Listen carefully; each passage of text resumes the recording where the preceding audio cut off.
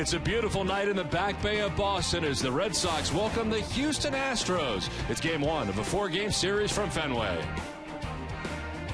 Hi again, everybody. I'm Don Orsillo, and welcome to Red Sox baseball. Well, a very tough outing the other night for Alfredo Aceves has led to a roster move for the Red Sox, one that is somewhat surprising. Alfredo Aceves has been optioned to the Pawtucket Red Sox. Aceves truly struggling, and he goes down after 5 games with an 8.66 earned run average. On his way up, Ryan Lavarnway, available on the bench tonight for John Farrell. Of course, recalled from Pawtucket after 11 games, was hitting well, hitting at .310 with 7 RBIs, and is available tonight. We welcome in Jerry Remy. And Jerry, another good victory for the Red Sox yesterday, and another good closing situation for Andrew Bailey. What a difference a year makes for Andrew Bailey. Last year hurt. We never saw the guy that the Oakland Athletics had that was an all-star closer. Well, we've seen him over the last couple of games for the Red Sox, and yesterday was a great example. 3 strikeouts in the 9th inning for Boston to give them the 1-run lead and 1-run win in that game. And he's taking the mound now. He's attacking hitters. I mean, this is the Andrew Bailey we saw a couple of years ago with the Oakland Athletics. You see the numbers: 5 saves in his last 6 games, 11 strikeouts, only 2 walks in 6 innings. That's why he's been so successful. Well, tonight the Red Sox trying to keep this thing going, and tonight against an Astros team that has really struggled on the mound tonight. For the Red Sox, it'll be Clay Buchholz. He has been terrific so far this season. He comes in with a perfect 4-0 record. He'll take the ball when we come back to Fenway Park. Game 1 is coming your way next.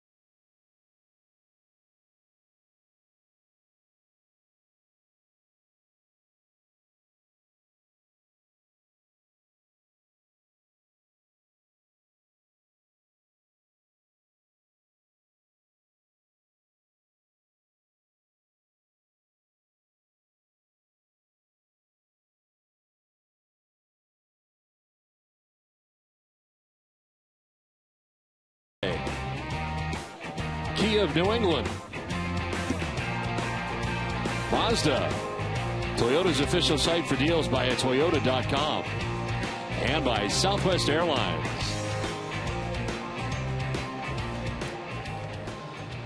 Well, Clay Buchholz handing his warm-up ball off to a youngster on the way in. Mom certainly likes that, as Clay Buchholz has finished his warm-up tosses and is on the mound for the Red Sox, getting ready here from Fenway Park as we check out the visiting Houston Astros batting order, and it is brought to you by Jordan's Furniture. Leading it off for the Astros is Robbie Grossman with Jose Altuve at second base.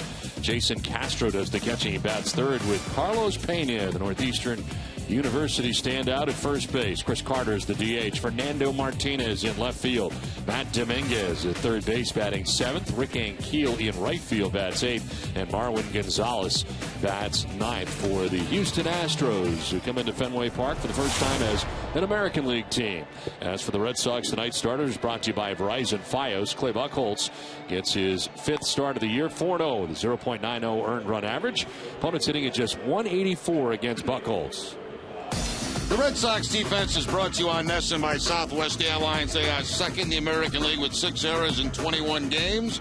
Will Middlebrooks will be at third base. Stephen Drew, the shortstop. Dustin Pedroia at second. Mike Napoli, the first baseman. Left to right, Mike Karp, Jacoby Ellsbury, and Daniel Nava. And Jared Saltalamacchia doing the catching for Clay Buchholz.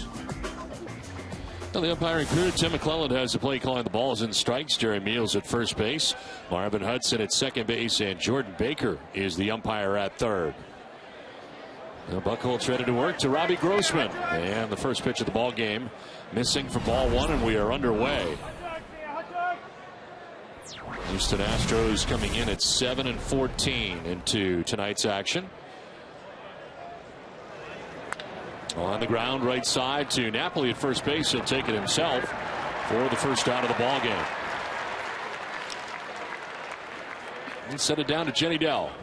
Well, Don, Red Sox pitchers top the majors right now with 207 strikeouts. And today's quote of the day comes from Geico, and it's brought to you by Clay Buchholz, who comes into tonight's game with 29 strikeouts in 30 innings pitched. He said, obviously, when the numbers are good, that makes you feel a little bit better.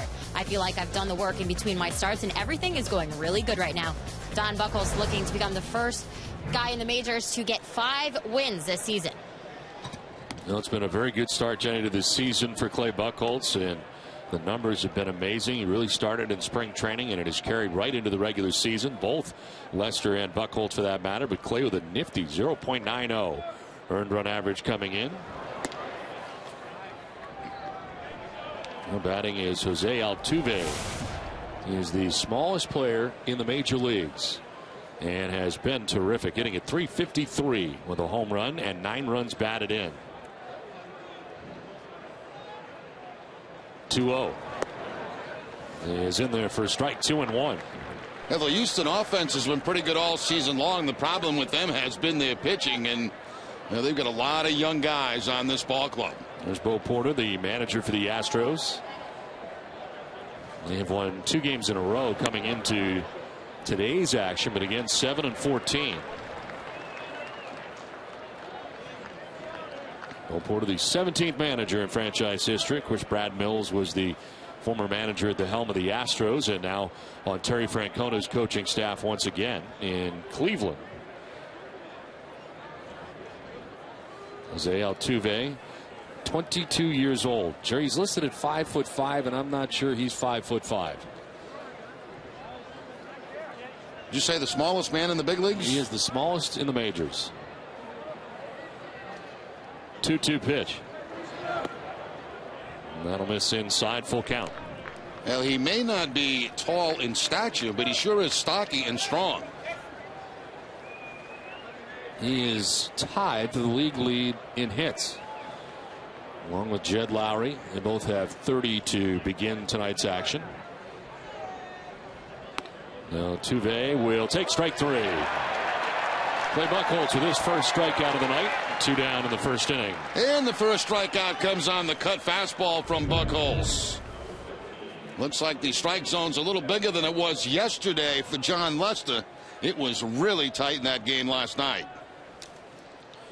Well, this is something that the Astros hitters do a lot of. They lead the American League in strikeouts. And that is the first K of the night for Clay Buchholz. Yeah, they don't walk very much. They're close to the bottom of the league in that, and they lead the league in strikeouts, as not mentioned. 2 down for Jason Castro. Does the catching for the Astros. And he takes a look at ball 1 outside. 246 in the home run, 3 runs batted in. Winning 2 straight games against the Seattle Mariners for arriving here at Fenway Park. And Castro now is hit in the 3rd spot in the lineup for each of the last 12 Astros games, hitting at 289 out of the number 3 spot. And 6 home runs during the spring and hit at 349. There's a 2-0. And that'll miss down and in.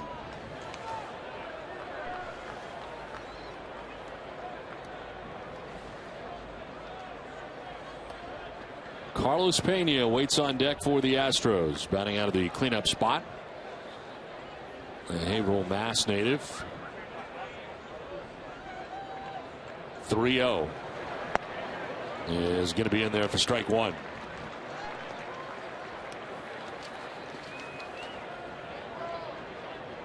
Buchholz making his first career appearance against the Houston Astros.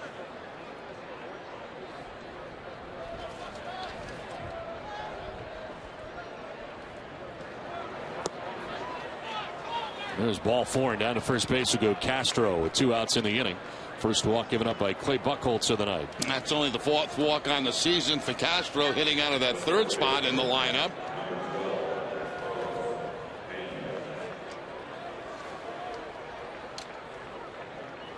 So 2 down, Castro at first, and there's Carlos Pena. 208, 2 homers, and 6 runs batted in for Pena.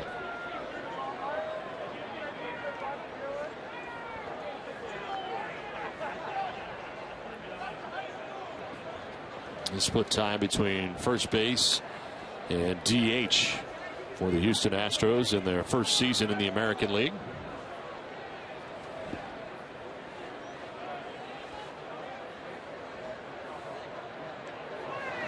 Pena bunting, but it's back to the mound. Buchholz fields and throws, and the shift was on. Pena tried to take advantage, but instead he bunts it back to the mound. Red Sox are coming up.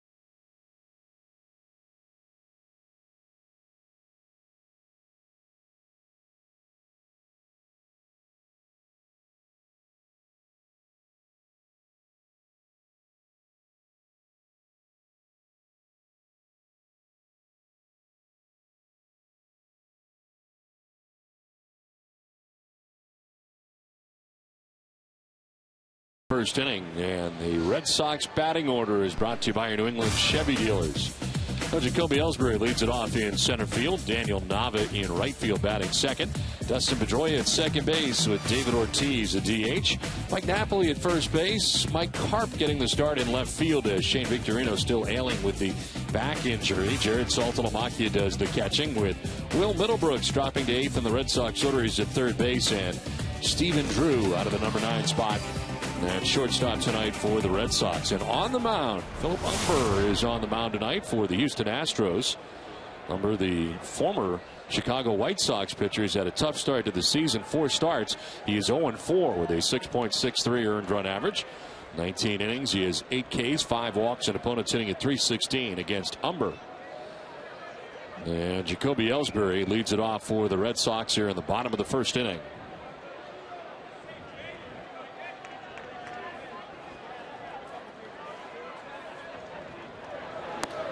Ellsbury shows bunt, pulls it back, and takes ball 1. Ellsbury at .286 with a home run, 9 runs batted in.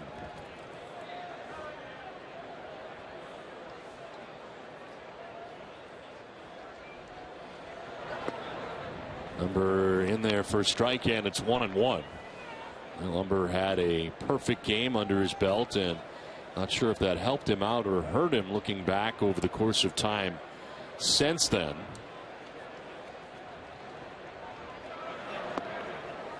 Curveball that time that misses, not by a lot. A perfect game against the Seattle Mariners. Through 96 pitches to get it done, had 9 strikeouts.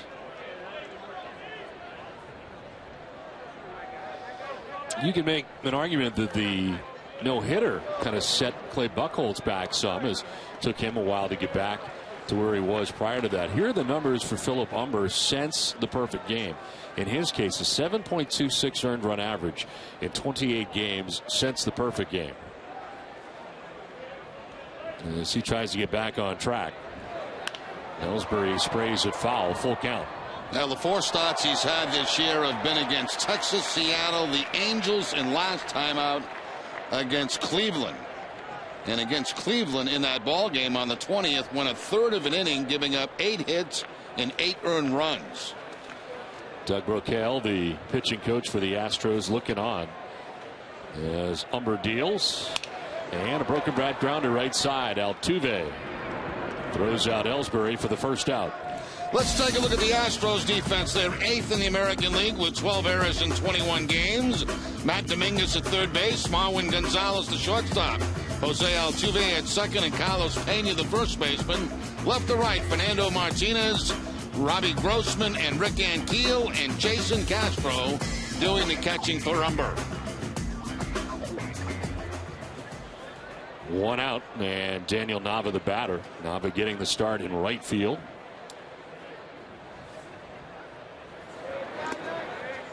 Pitch outside for ball 1. Nava starting the night hitting at .327. 4 home runs, 15 runs batted in.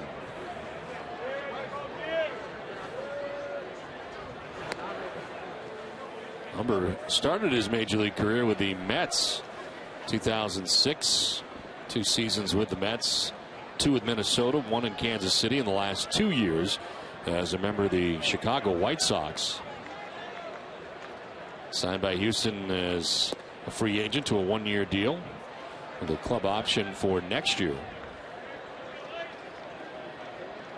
And a big part of the Johan Santana deal with the Mets at the time. Never did record a win in a Minnesota uniform. 13 games. As the pitch will miss to Nava.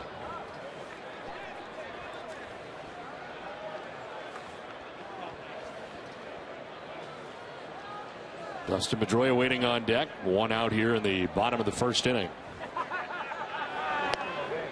Ball 4, and down to first base goes Nava.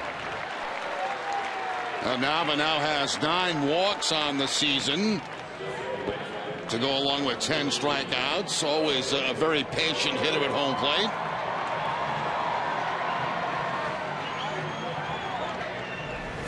One out, 1 on, and Dustin Pedroia the batter. Pedroia at an even 300 to start the night. No homers and 7 runs batted in.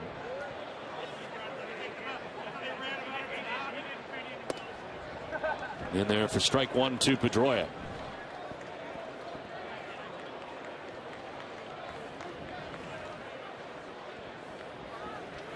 Well, the Red Sox coming into tonight's action 14-7 on the year. And a 2-game lead over the Baltimore Orioles, who are tonight on the West Coast taking on the Oakland A's. This will get away from Castro, and up to second base goes Nava. Castro didn't know where it was and battles a fan to pick it up. Fan reaching over trying to grab it, but Castro back there to get it, and into second base goes Nava. It's like that ball took off on Castro, then he couldn't find it. It goes right off the top of his glove. He starts looking around, and it's way at the backstop. By the time he picks it up, Nava rounding second base, but he'll hold there. So a pass ball charge to Castro. Nava at second, 1 out.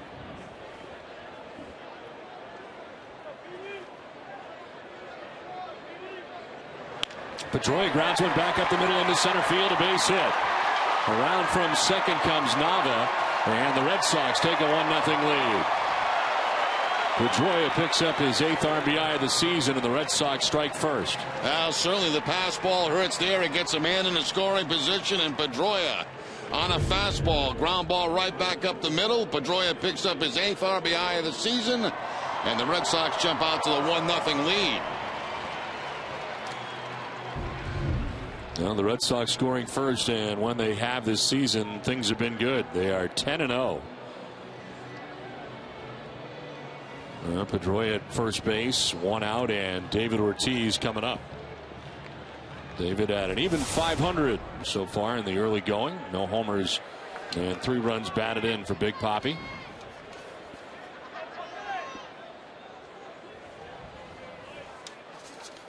Well, the only other time the Astros have been to Fenway Park, David Ortiz was in the lineup. What a jump for Pedroia.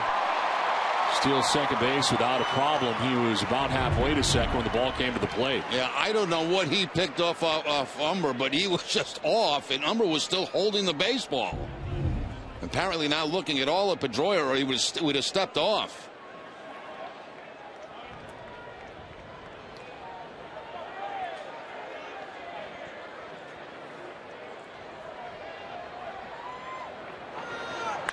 Line into right field for David Ortiz. Dustin Pedroia being waved around. The throw is going to be off the mark, and the Red Sox take a 2-0 lead. Ball ends up in the stands, so they'll give Ortiz second base. And the Red Sox have scored twice already. Well, David Ortiz has done nothing but hit since he's been back in the lineup. A line shot in the right field, and Keel just airmails this into home plate. Rick Ankiel going to his left, lets it go, and it's up over everybody's head. The catcher Castro tries to jump for it, and that's going to allow Ortiz to get in the scoring position.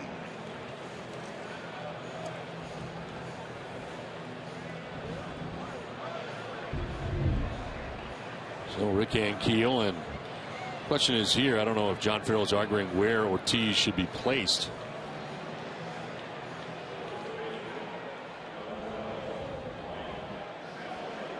So Ortiz at second base here, 2 runs in with 1 out. And Mike Napoli the batter. Napoli at 274, 4 homers and 26 runs batted in. Ortiz credit for a single and a run batted in. Takes second on the throwing error by Ankiel. Napoli takes a look at strike 1.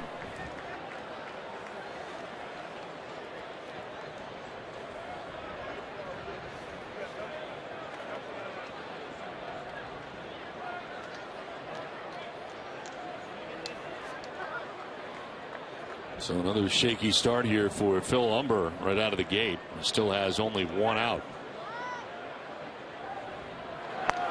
Inside to Napoli. Napoli 1 for 3 in his career against Umber. That one hit a home run.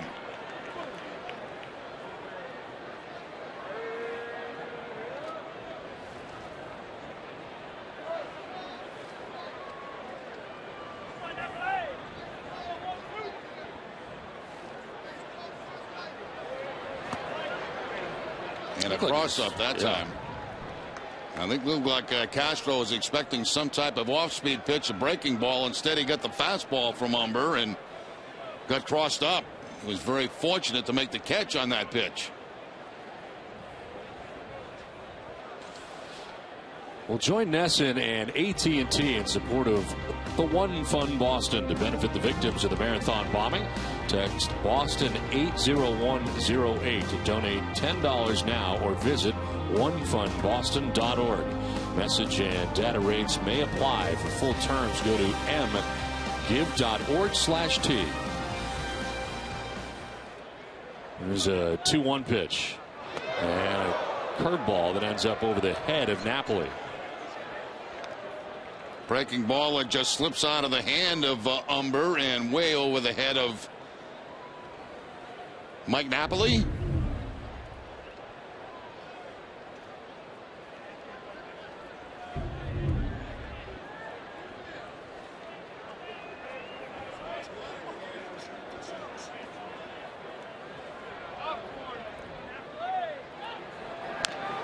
Swinging a foul that gets a piece of Castro, and the count now full.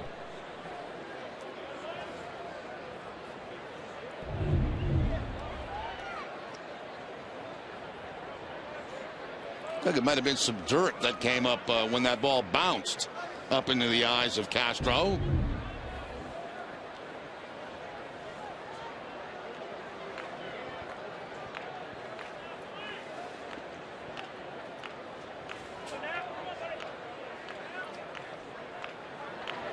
Swinging a foul tip. Castro holds on to it. Napoli strikes out for the second out of this first inning, and first strikeout for Umber in his outing. Fastball up and away this time from Napoli for the strikeout. Strikeout high in the season is 5. Excuse me, 4 against the Angels 2 games ago. So 2 down for Mike Carp. A good start in left field. 417, no homers, and 3 runs batted in. And Shane Victorino on the shelf again today, as that back situation has grabbed him again. Did yesterday, and on the bench to begin this game again. There's strike 1 to Carp. Yeah, they don't think it's as bad as last time, but they're going to make sure this thing gets cleared up before they get him back in the lineup. We don't need that as a nagging problem for Victorino all season long.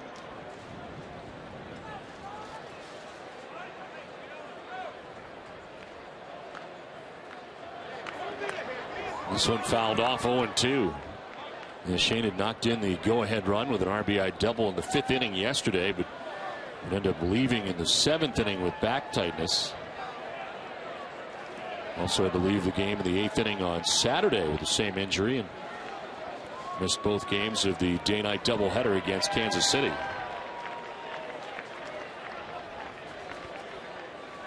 (0-2) to Mike Carp. Broken back grounder, and it gets through Pena.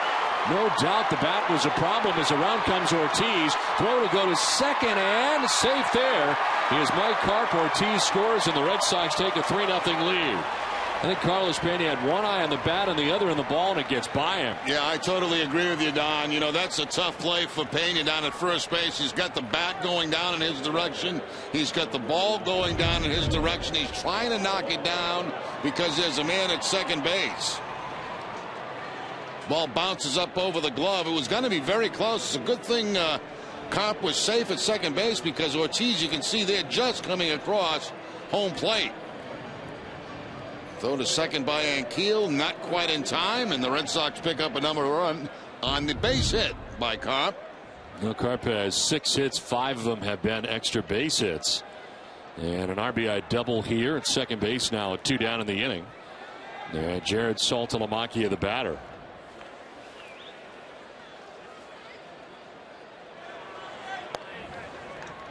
Red Sox trying to keep that line moving here in the first inning.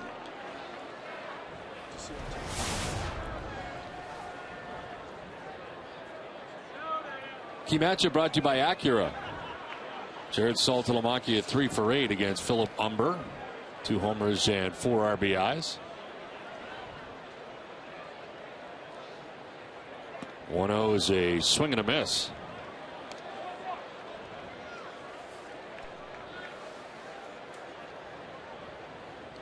Astros have the shift on in the infield with Saltalamacchia at the plate.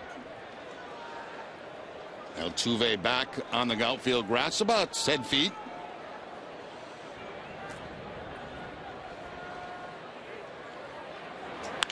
Line through the shift into right center field. Mike Carp being waved around. He will score, and the Red Sox take a 4-0 lead.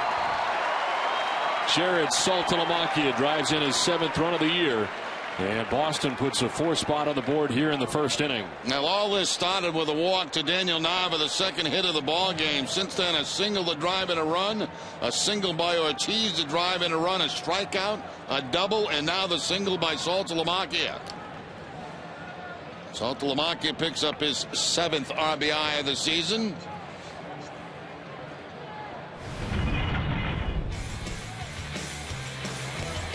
Some highlights from this first inning. The pass ball. Here's a base hit for Dustin Pedroia to drive in Daniel Nava. Stolen base. Rick Ankiel overthrows home plate and run scores for the Red Sox, and a runner moves up. Remember having some control problems here in the first inning.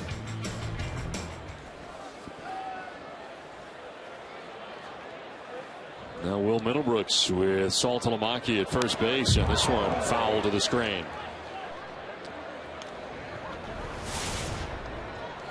Middlebrooks at 165 with 5 home runs, 10 runs batted in.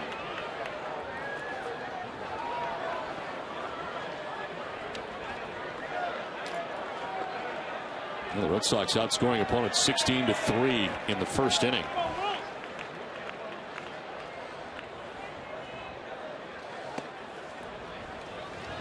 A little bit high, 1-1, and already 30 pitches in this first inning for Umber. But moreover, he is just ineffective right now.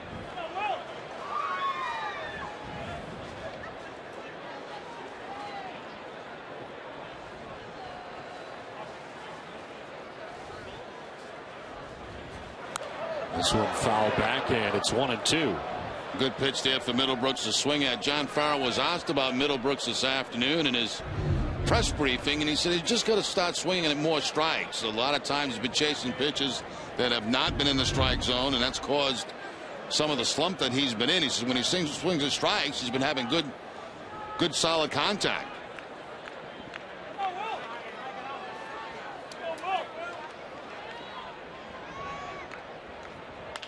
This is chopped to third. Matt Dominguez throws in time to get Middlebrooks and to end the inning, but the damage done. Red Sox score 4 times in the first.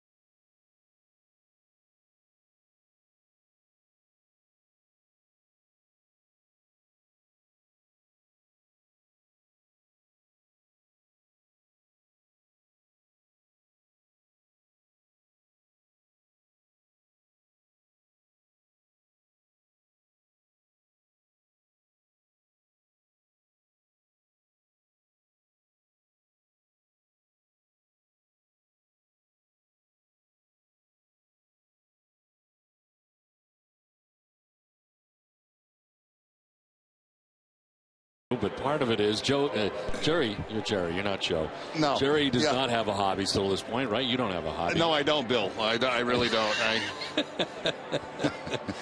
I have not stolen anything. I'm going to make a public appeal to the folks right now. Please stop sending mustard to Don Orsillo. He received a tub of it today.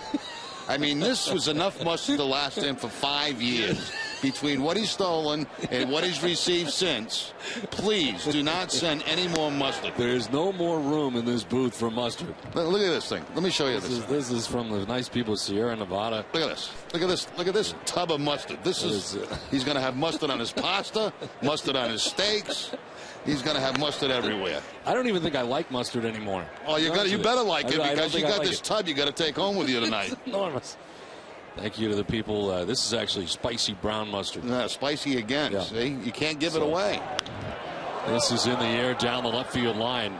Carp headed over. As Carp will not have a play, and it lands fair. He was totally fooled on that ball and misplays it. As Carter heads into second base, and he will be safe. Carp didn't run initially. I think he thought it was going to go foul. Then he realized he may have a play. Then he gets over there, and he can't make it. Yeah, that was hard to tell whether it was going to be out of the ballpark, whether it was going to be a foul ball, and it ends up hitting right on the wall. And you can see right here that Carter doesn't run. He thinks maybe he has a home run or it's a foul ball. He's not sure. But he doesn't run either. And he finally does make it into second base. There you see Carp going over to the CVS sign, and it hits right at the bottom of the wall. So it fooled both guys, the left fielder and the hitter. So Carter at second base. That's the first hit for the Houston Astros in the game. Fernando Martinez lines one to right, a base hit.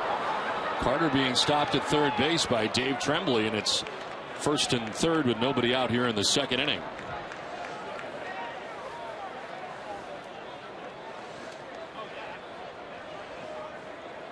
Martinez jumps on a cut fastball that time from Buchholz to pick up the base hit. Because it was on the line, that kind of froze Carter at second base, so he can't score. But first and third and nobody out.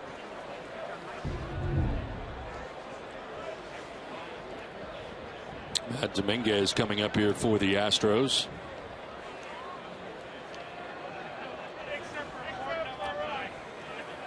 Dominguez at 261, no homers and 7 runs batted in. Buchholz in his first jam here of the game. First and third, nobody out.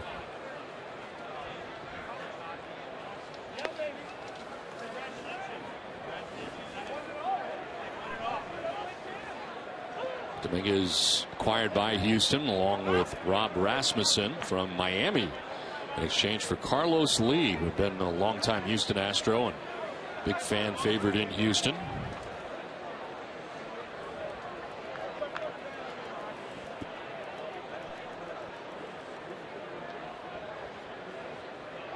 Toward the first, and Martinez back to the bag.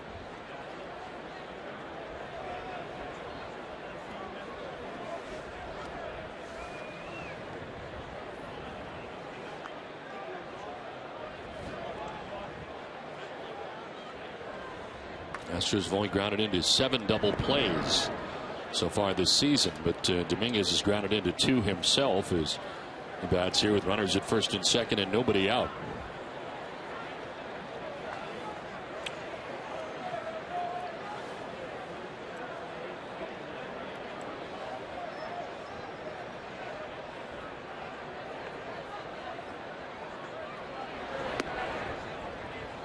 Inside, and it's 2-0.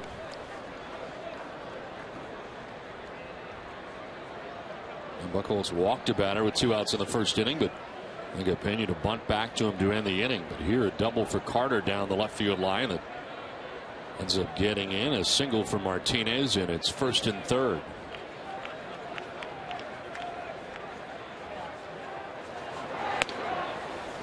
Up top for ball 3.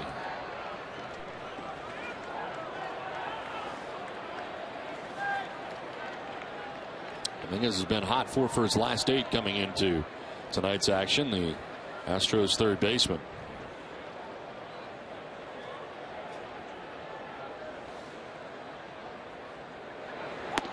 There's a strike, 3-1.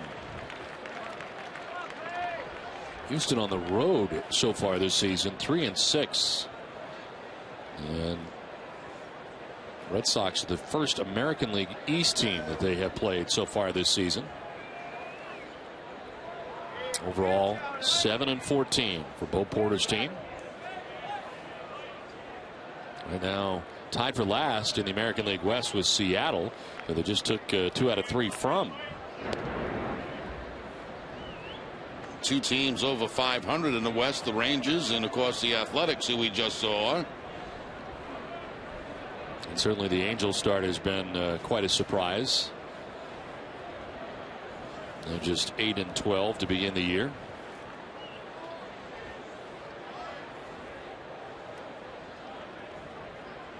(3-1) from Clay Buchholz. And Dominguez, a scented foul down the right field line, out of play. I want to remind you to get set for every Red Sox game on NESN with Red Sox Game Day Live, presented by DCU. NESN pregame coverage of the Sox begins an hour before every game. DCU, Digital Federal Credit Union, banking the DCU way.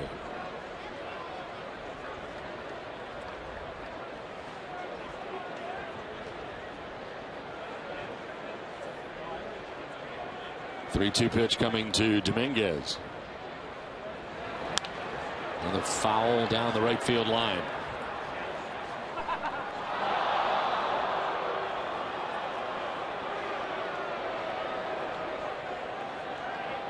Well, another nice night here at Fenway Park. Yesterday was a beautiful day here at Fenway. Played late afternoon baseball, and tonight a very nice night at Fenway. A great crowd on hand. And Red Sox and Astros beginning a 4-game series. First time the Astros have been here as part of the American League. Swinging a foul off Saltalamacchia.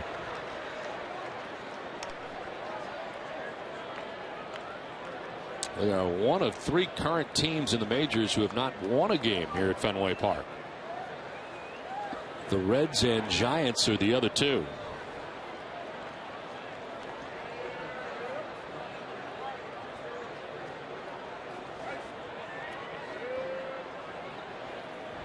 Of course, that is regular season numbers. 3-2 pitch coming up to Matt Dominguez. This is on the ground up the middle, as Pedroia will touch second and fire to first. Double play, run scores, but the Red Sox will take that exchange. 2 down. They certainly will, with a 4-run lead, get those 2 outs. The ground ball, Pedroia again crossing over that second base bag, has to stop, come back, tag with that left foot, and throw off the right foot to complete the double play.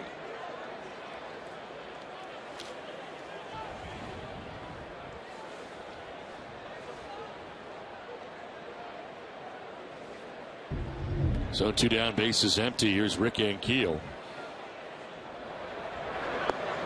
They take strike 1 from Buchholz. Ankiel with 5 home runs, batting out of the number 8 spot for Houston. 11 RBIs and .214 batting average for the former pitcher. Pops it up, foul ground. Pedroia and Napoli, and Pedroia can't get there, just out of his reach.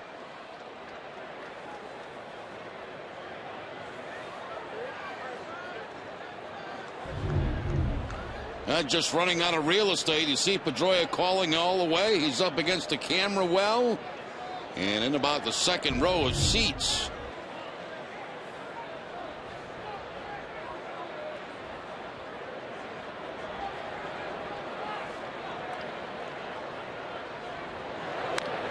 Keel stays alive, fouling an 0-2 pitch off.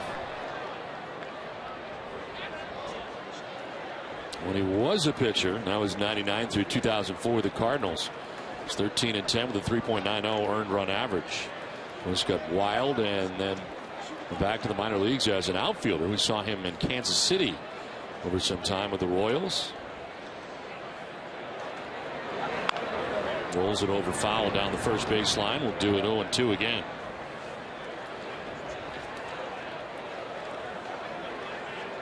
Played for 5 different teams during his 11-year Major League career. Cardinals, the Royals, where we saw him the most, Atlanta, Washington, and now Houston. He's 33 years of age, from Jupiter, Florida.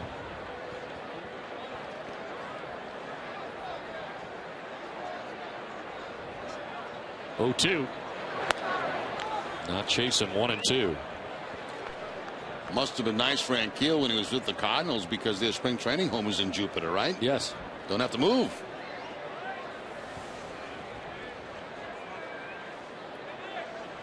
Both the Cardinals and Marlins sharing that complex. We were supposed to go there this year, but the Bruins, unfortunately, had to be canceled. We didn't have to go because of a Bruins game. It's really too bad because it's such a pleasant trip going over to Jupiter. We love going over Alligator Alley. Yeah, and then back up. And then back over again. Head north. Hey, there's our Twitter handles, Jerry, at Don Orsillo, as the pitch is in the dirt. Well, you just picked up another 500. At Don Orsillo. And then yours was there too, which is different from what it was before. It is underscore. Yes. At Jerry underscore Remy. Yeah. But then there's at Don Orsillo. Yeah, you just probably picked up about 500. You'll check between innings. I'll check it out. 3-2 pitch to Ankiel. And a grounded foul into the Red Sox dugout. What are you up to now? About 30,000? I am very close to 30,000. 29 and change right now. You need 23 to get to 30,000, so you've already surpassed that. Please help. Please help. You've surpassed that already, I bet. Between innings, you'll go over 30,000. 3-2 to Ankiel. And a swing and a miss. Buchholz gets him. Second strikeout of the night for Buchholz. The Astros get on the board, but it's 4-1 Red Sox.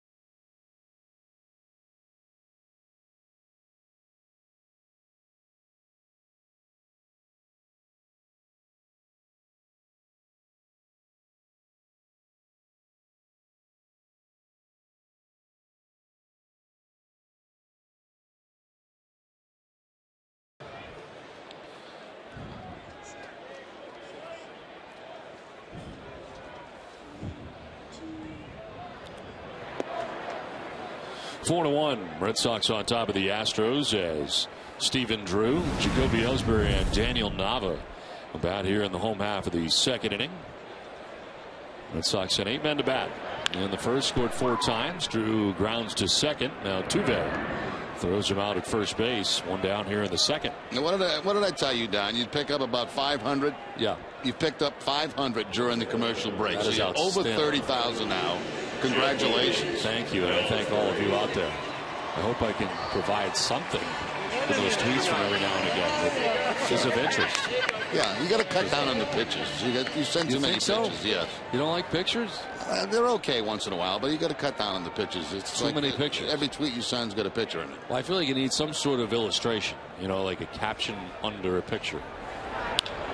This is lined to right center field, and it'll get down for Ellsbury. And Keel moves over and grabs it, but not before Ellsbury cruises into second base with a one-out double here in the second inning. Ellsbury finding that gap in right center field and picks up the 2-base hit. Fastball right down the middle of the plate. Jacoby came into the game 3 for 9 against Umber in his career. He has now picked up a hit tonight, so he's 1 for 2.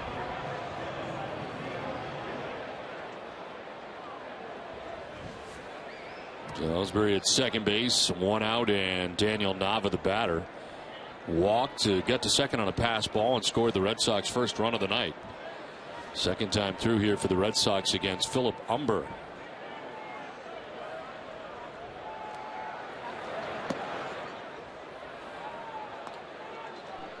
Blue Jays and Yankees play tonight at Yankee Stadium in Toronto, out to a 2-0 advantage in the first inning against New York tonight. Burley against Kuroda scheduled that action tonight from Yankee Stadium.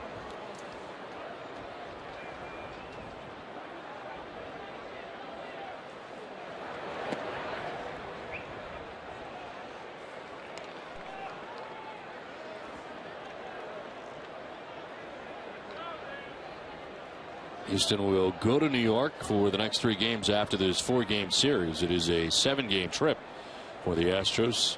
4 here with the Red Sox, 3 with the Yankees. Nava backing out. And now Castro is going to go to the mound.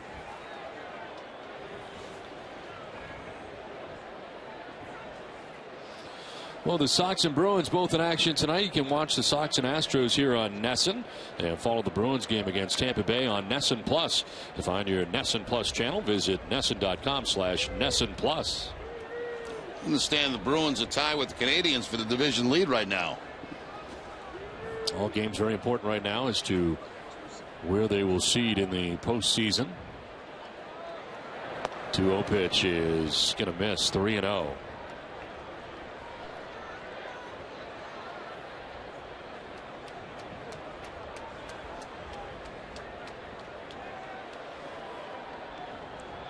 Dustin Pedroia waiting on deck. Red Sox batting here in the home half of the second inning. Nava takes the strike.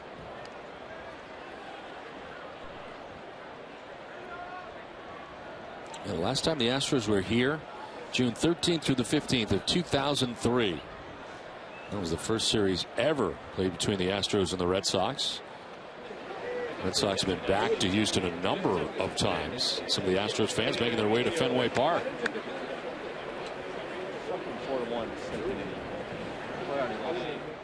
Has to be a very strange feeling for this ball club to be switching leagues. Yes. And going to all these different places that they have not been before. Outside ball 4. Nava down to first base. He's walked twice in the game. And with more of the Astros, Jenny, this is a tough goal, but so far for Houston. That's right. And AT&T brings us tonight's Twitter question. We get our first look tonight at the Astros now that they're in the American League. What are your thoughts on Major League Baseball moving Houston out of the NL? Send us your tweets using the hashtag MLB realignment, and we'll reveal the best ones later in the game. Hashtag MLB realignment. And of course, now with 15 teams in each league, that means interleague is all year long, and that's one of the things that has come out of this realignment situation, what makes it very interesting. This is on the ground to third base. Dominguez will go to second for 1, on to first for 2, and that'll end the inning. Umber needed that. We're through 2 from Fenway. 4-1 Red Sox.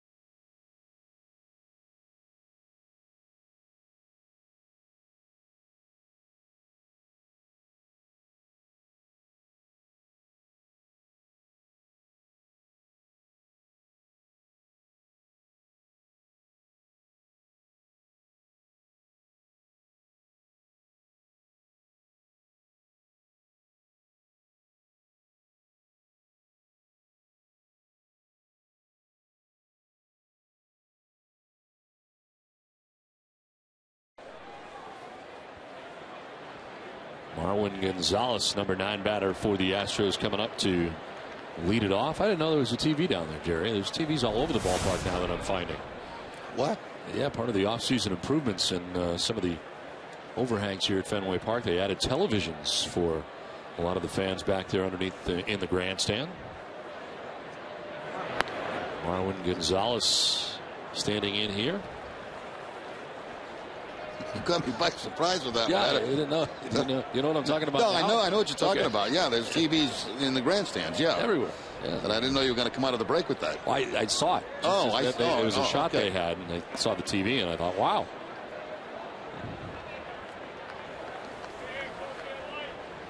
Try to keep you on your toes. Yeah. Fire different topics at you from time to time. Yeah, just whip it out. Look at that. That's looking down from the left field corner. Yeah, it's very nice.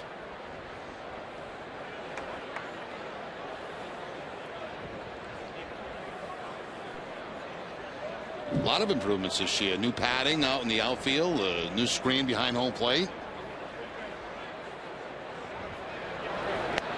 Breaking ball away to Gonzalez, and it's 2-1. More TVs, as Don Dooley noted.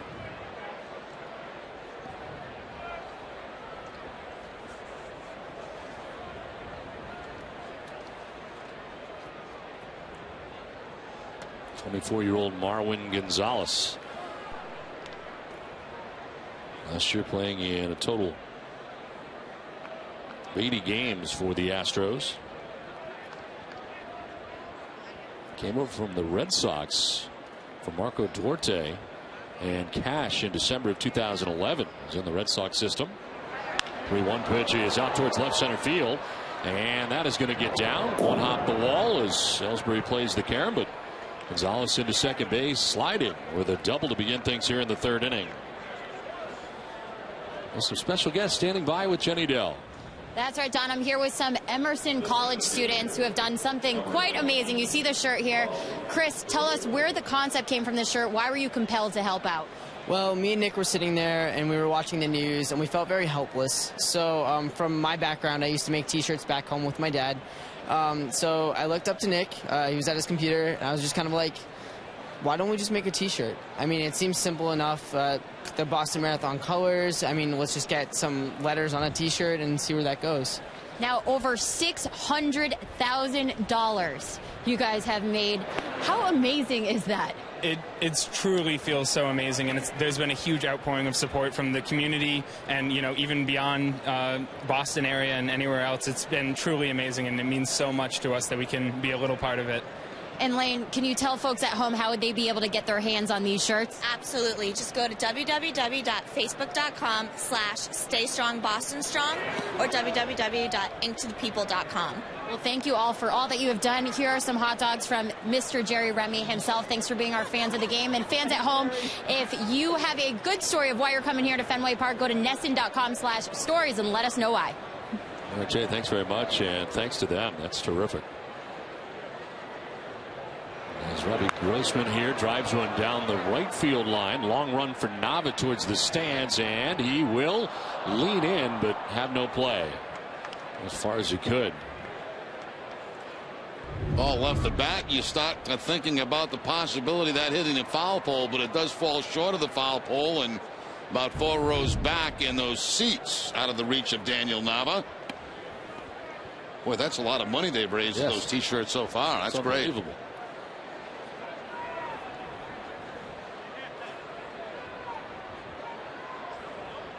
The Twins are here for the first time as well.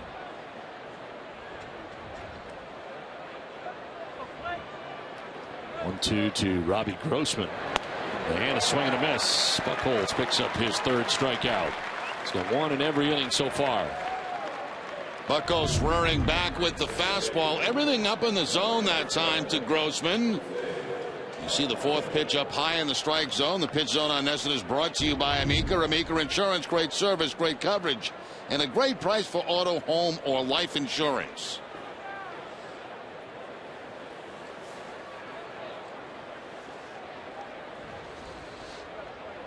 Here's Altuve, who struck out in the 1st inning. As Buchholz bluffs off the backside of the mound. Nobody cheating in from second or short.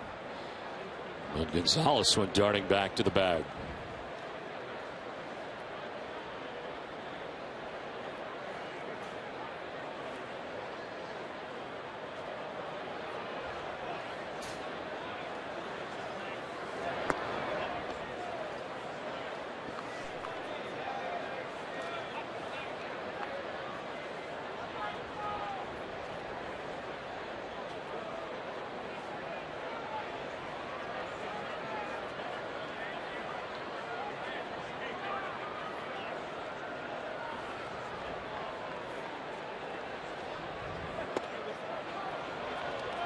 Too far inside. Buchholz falling behind 2-0 to Jose Altuve.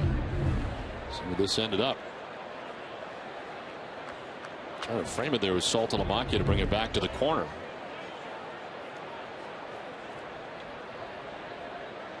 Altuve from Venezuela, signed as a non-drafted free agent by the Astros. And ahead 3-0. Parts of 3 years now with the Astros. Played 147 games last year. Hit at .290. It's 7 home runs. Got a little pop. 37 runs driven in for the Astros second baseman. Runner goes for third. Saltalamacchia's throw is going to be not in time. Middlebrooks missed the tag. The throw was there, but did not get the tag down on Gonzalez. That was going to be a bang play, and what Middlebrooks did there is try to make that sweet tag. There you see the kind of a walking lead by Gonzalez. So here comes the throw, and Middlebrooks just missed the tag. Really, he went down on the bag and then came up right there before the foot got to the bag.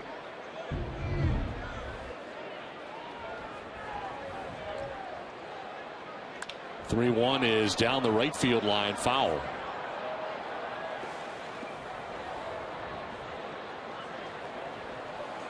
Becoming a tough part of night here at Fenway Park, getting to the twilight area. With one out here in the third inning. Of course, the 6:35 start time tonight at Fenway Park. Payoff pitch again to Altuve. That is strike 3. Back-to-back strikeouts for Buchholz. 2 down. Once again, this time the two-seam fastball from Buchholz to pick up the strikeout. And a big strikeout with the man at third base. Looking is Altuve. He certainly thought it was high, and from that angle, from where he was in his crouch, it did appear to be a little bit high. But Buchholz will certainly take it.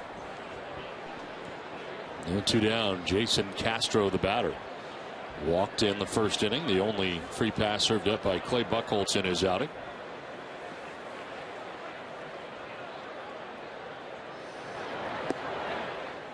There's strike 1.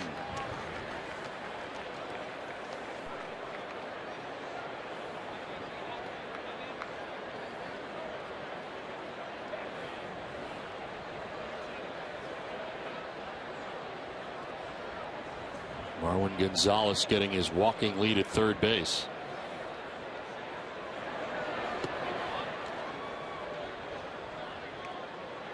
Astros getting a run last inning after a leadoff double by Chris Carter.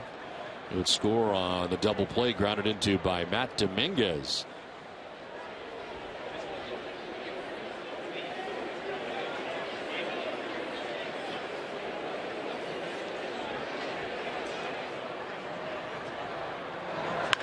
Line to right, and that's in for a base hit. From third base comes Marwin Gonzalez, and the Astros pick up their second run of the night, this time driven in by Jason Castro.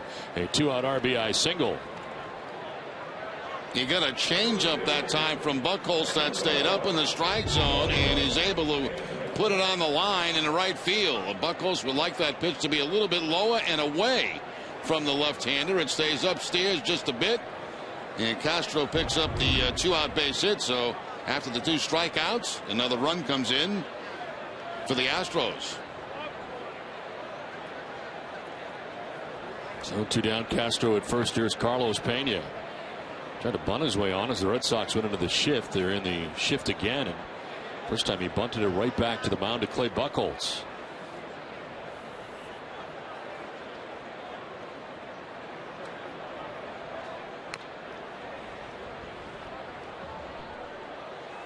Now Carlos Pena, 34 years of age.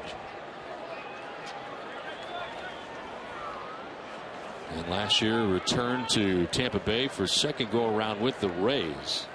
First year here in Houston. Broke into the big leagues in 2001 with Texas, and member of the Red Sox for 18 games in 2006.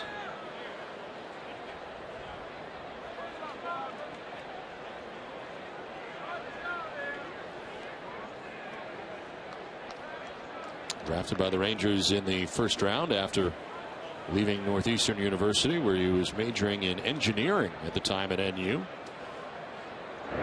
Throw to first base, and Castro back to the bag.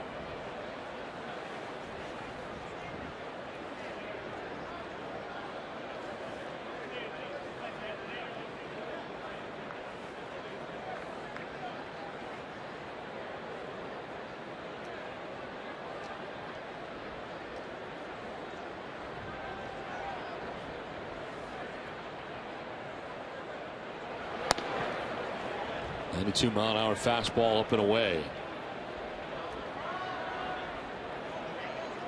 Pena ended up with 19 home runs in his return last year to Tampa Bay.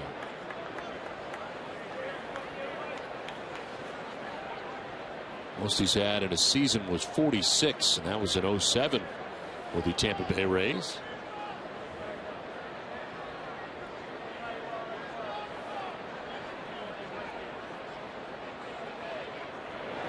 Swing and a miss, elevated, and he chases the 93-mile-an-hour fastball. Elevated by design that time by Buchholz, because Pena is a low ball hitter, and keep that fastball up above the belt.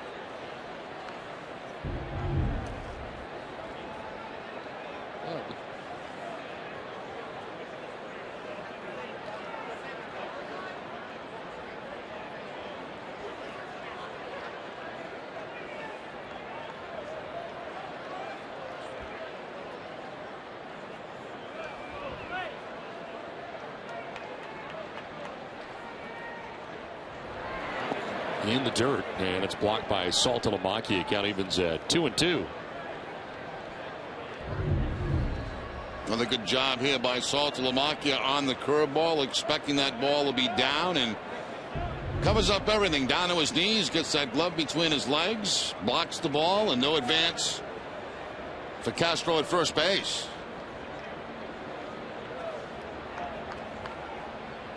Two down. Castro gains his lead again at first base. A run in here for the Astros. And Pena always a threat to go deep, waiting on a 2-2 pitch.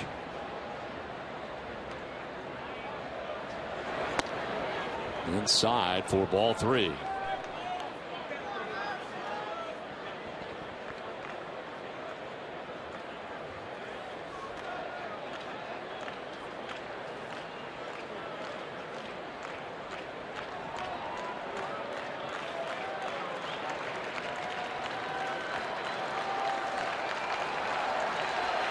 Buchholz struck out 2 in the inning. Castro will get a start at first. Here's a 3-2 pitch. Pena will strike out. Buchholz strikes out the side. The Astros do get a run. It's 4-2 Sox.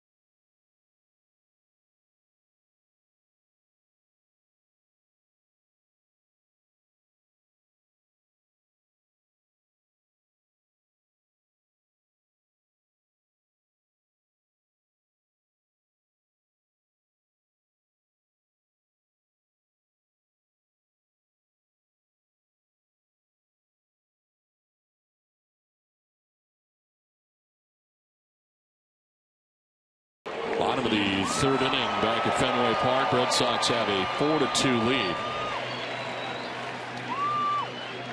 Astros getting single runs in the second and third. Red Sox doing all of their scoring in the first inning and scoring 4 times. David Ortiz, Mike Napoli, and Mike Karp will be batting here in the bottom of the third.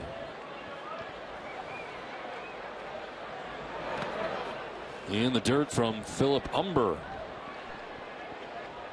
Umber at 42 pitches, dealing with the first batter here of the third inning. And Ortiz got him for a single to right field and an RBI in the first inning.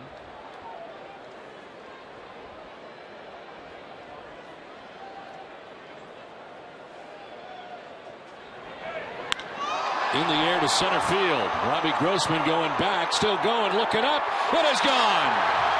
Home run number 1 of 2013 for Big Papi David Ortiz.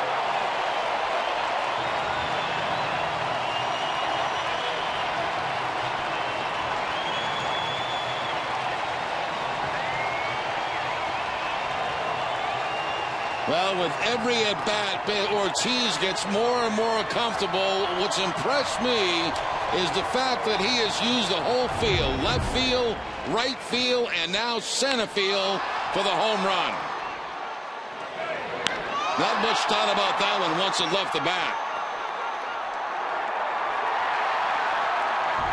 That has to feel good for Ortiz to get that first one under his belt.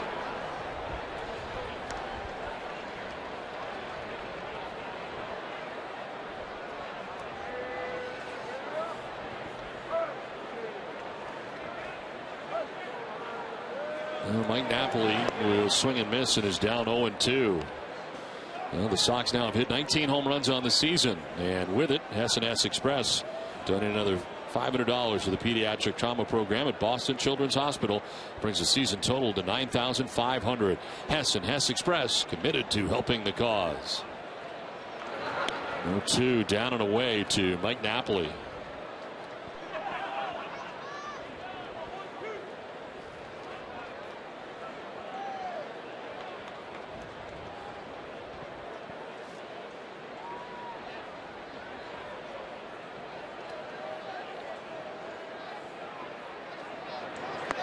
Strikes out for the second time tonight. Napoli is out number 1 at the bottom of the third inning, and the second strikeout for Umber. Now 2 strikeouts, both against Napoli, 1 on a fastball. That time it's the breaking ball, the slider, to pick up the strikeout.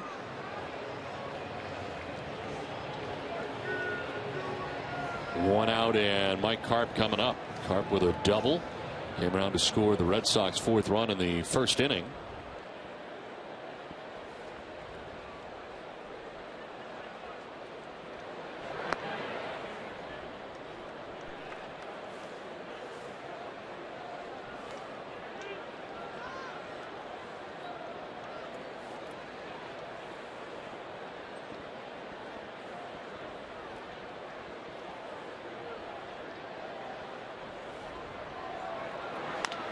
Grounded up the middle, ranging is Gonzalez from short. Throws on the run and in time to get Karp for the second out of the inning.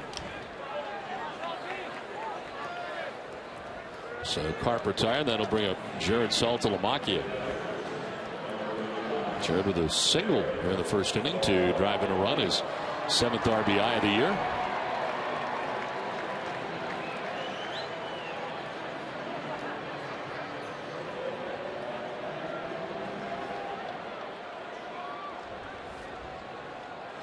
Outfield deep and straight away right now is Umber into the line. And his breaking ball in there for strike 1.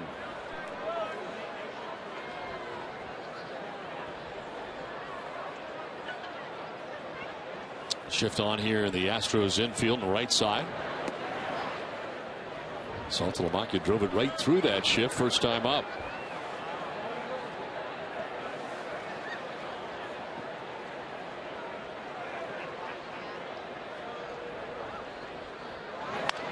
On the ground this time at first base. Pena has got it. He will take it himself to the bag and end the inning.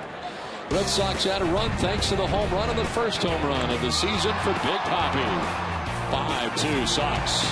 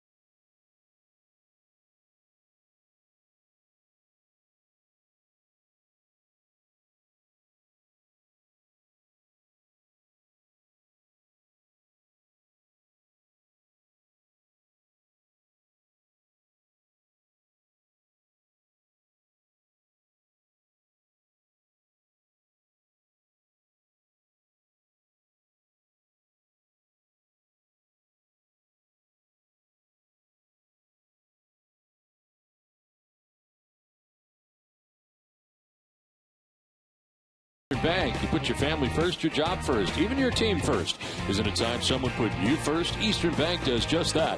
With products like Eastern Free Checking. Here, you're first. Eastern Bank. Top half of the fourth inning as the Red Sox now have a 5-2 lead.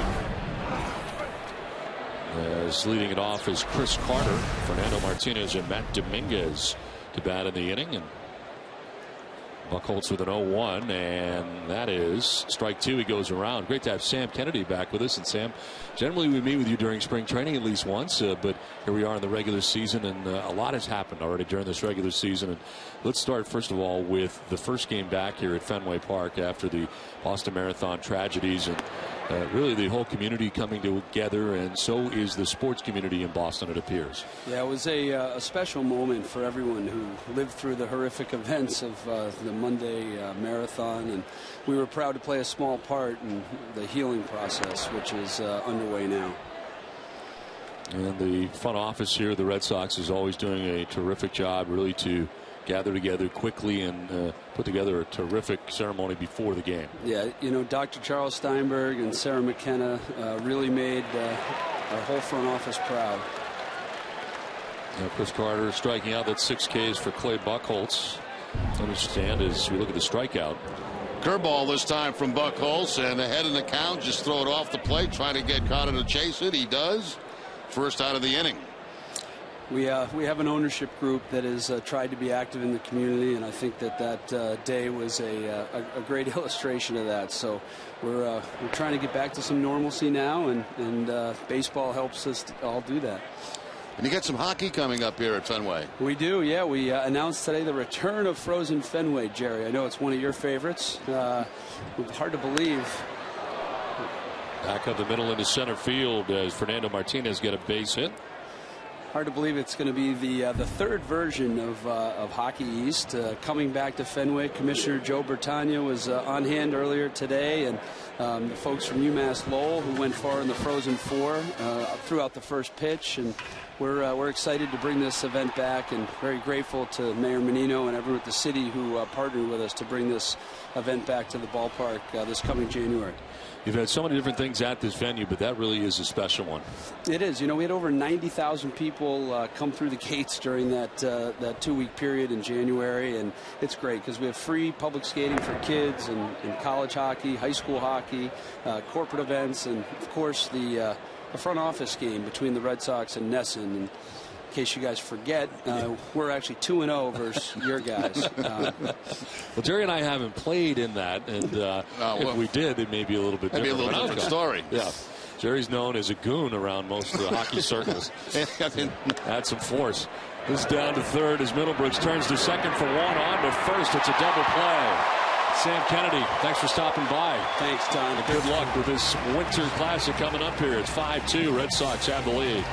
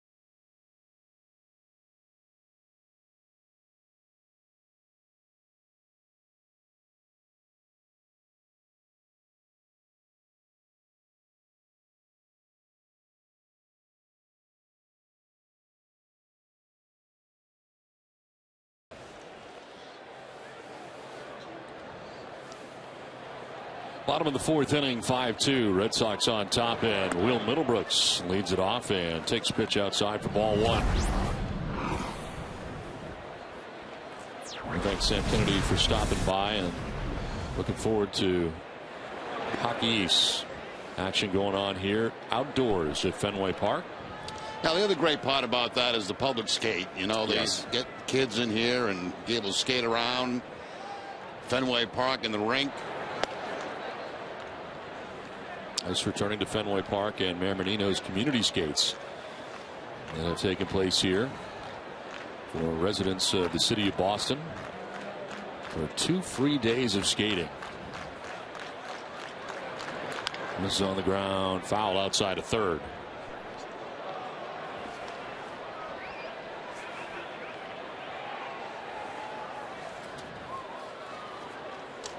Will Middlebrooks grounded out to third base in the first inning. Middlebrooks, Drew, and Ellsbury, as Philip Umber has given up 5 runs through the first 3+ innings. Middlebrooks with a swing and a miss strikes out. That's the third K for Umber.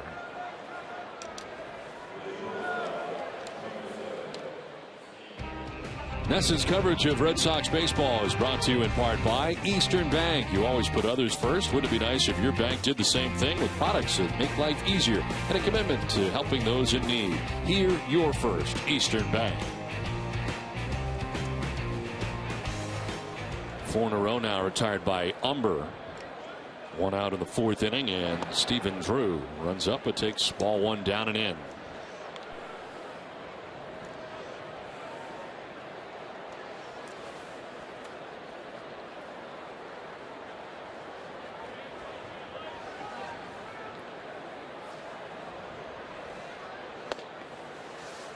In there for a strike, 1-1.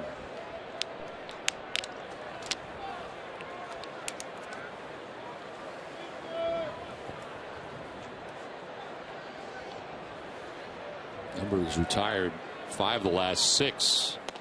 And mixed in between the home run by David Ortiz that led off the third inning.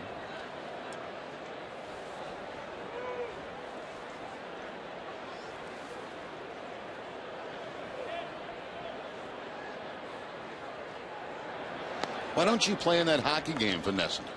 That's a great question. I skate. I played hockey a lot of my youth. I don't have an answer. I was never asked. To be honest with you, I know Tom Caron plays and some other people at NESN. I've never been asked. Who's the captain of the team? I mean, I don't even know. Who's in charge? General manager? I mean, I don't know any of those. I mean, you got to talk to them. You got to talk to them. If you can play, they must need your help if they've been beat twice. I'd love to play, but I've never been asked. What position do you play? Left wing. Left wing? Part, yeah. I can play a little center. On the ground, I'm not all that strong back skating, so I probably would not be a good defenseman. What was I? You can't skate backwards? Not as well as I should be able to. I'm not comfortable skating backwards. I can, but not, let me call tomorrow. Let me call NESN tomorrow and find out who the general manager is and see if they can get you hooked up on the team. I mean, they apparently need people. Not afraid to drop the gloves, mix it up. Really? Ball 4 and down to first base goes Drew. Although I appreciate you calling me a goon. Well, that's a good thing, There are a lot of goons in the NHL. Yeah. I mean, some of my best friends are goons. I'm telling you, the more goons you get to know, guys who fight for Sean Thornton's been on with us. I wouldn't call him a goon. I wouldn't call him a goon even. Enforcer. Yeah. He is an enforcer. Right. Keeps things under control. But you're all out goon. I mean, you just fight to fight. You just like to fight. That's what I used to, but not anymore. It's all about peace. Peace and love. Okay. Yeah. 1 out, Drew at first. Yeah, a check on Drew. Dives back to the bag.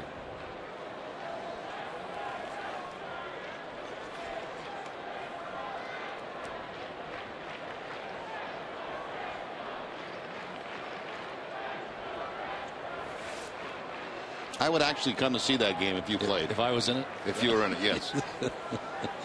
I would make a point to come out here, freeze, and watch the game. I would tread lightly, though, because, we have a lot of friends in the Red Sox office. We're kind of... No, this is for real. No, Look, I know. Look, Sam Kennedy was just up here. Yeah. blowing their horn about how they've beaten Nesson twice. That's true. He was. If you're a real Nesson employee who cared about the organization, you would say, I want my skates, I want my pads, I want in this game. And I want to win. Yeah. If you got to take out Werner or Henry or anybody like that, you got to take them out. Take them out. And not worry about your job. That would be bad. Really bad. No, that's the game. Take a run. And he's up here. He's here blowing his horn about 2-0 against Nesson. We don't know how the rest of them feel. I mean, I'm sure the same way. You think so? They're probably already practicing. Well, maybe you could coach. You're very motivational. I'm feeling fired up already. You should be. 1-1 is in the air to left. Struck well. Martinez going back onto the track to make the catch in front of the wall. And back to the bag goes Stephen Drew with now 2 down. Well, the great baseball action continues this week. The Red Sox take on the new American League Houston Astros. Get your tickets for this great series by calling 877 Red Sox now online, redsox.com/tickets, or visit the Fenway Park ticket office. Remember, during the month of April, kids 12 and under eat free, and KM Fenway Franks are 2 for 1 all month long. And if you want mustard for your Fenway Franks, please see Don. Please come here because we got enough.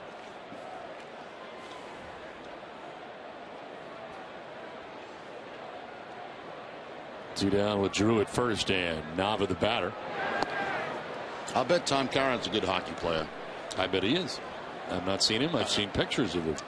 I know that his son plays hockey. He's a very good player, and I would bet TC's a very good skater, good player. Yeah. But they need more help. But apparently not good enough because they've lost twice. Well, not because of TC. I'm sure I'll hear about that in the game break coming up later on.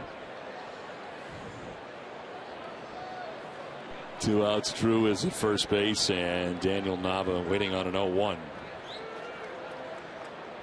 What number would you like on your uniform? I would like the number 8. I always kind of saw myself as a Cam Neely type.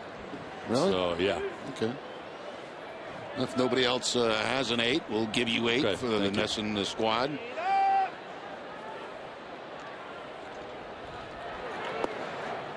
That's in there for striking. It's 0-2. And if somebody already has an 8, you can probably make a trade-off for it. Give them a watch or something for it.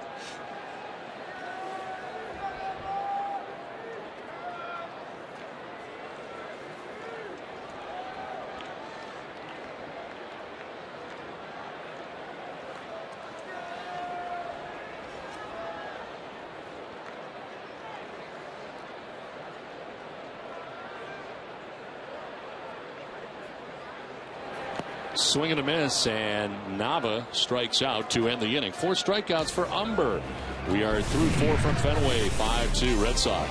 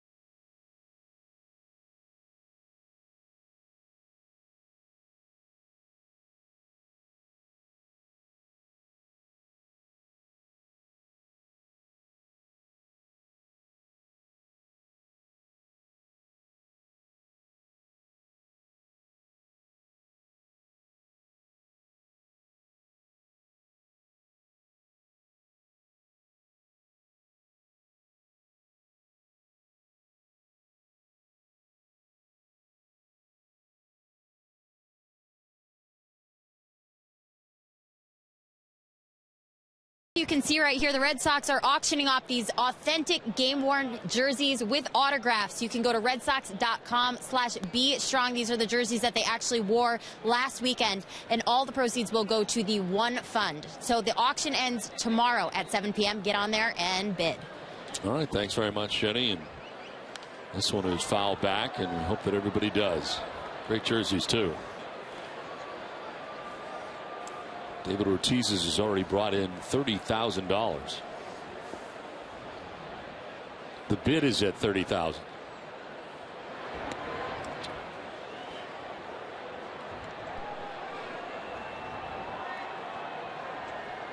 Ricky Ankiel is 1 for 2. 6 strikeouts so far for David. For Clay Buchholz as the pitch misses, and it's 2-1. Clay has walked only 1 and struck out 6.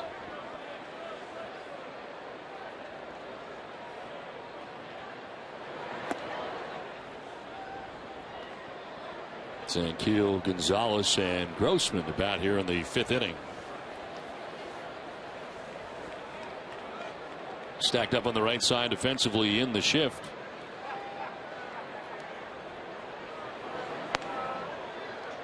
And down to first base goes Ankiel. Well, it's time now for a Toyota game break. Here's Tom Caron.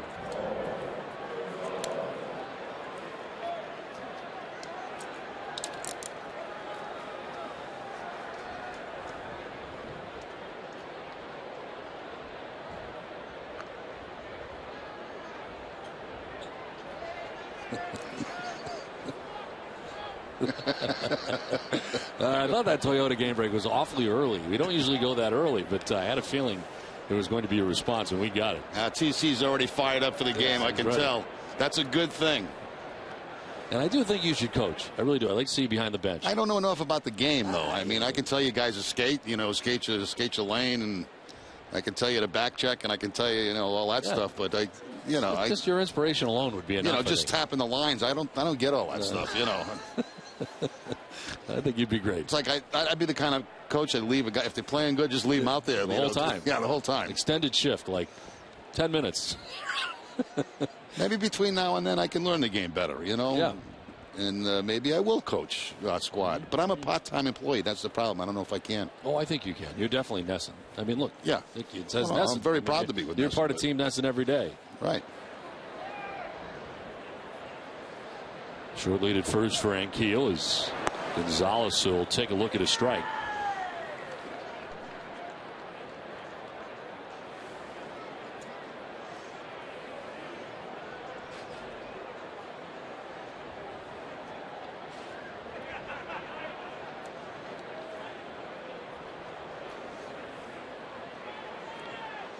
I wonder if we have like our analysts on there. Like is Gordon Kluzak skate for Nesson? Well, I can't imagine they do if we've lost 2 games in a row. Andy Brickley, does he play for Team Nesson? I can't imagine. I can't. No, it's no way because we wouldn't get beat by those guys. Barry Peterson, Craig Janning. We can put together a pretty good team. Yeah, exactly. I don't get it.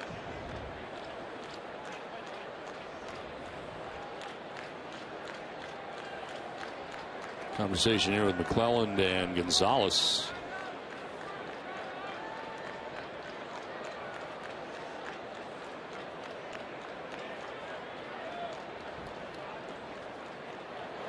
And Gonzalez sends one foul off to the left, 0-2.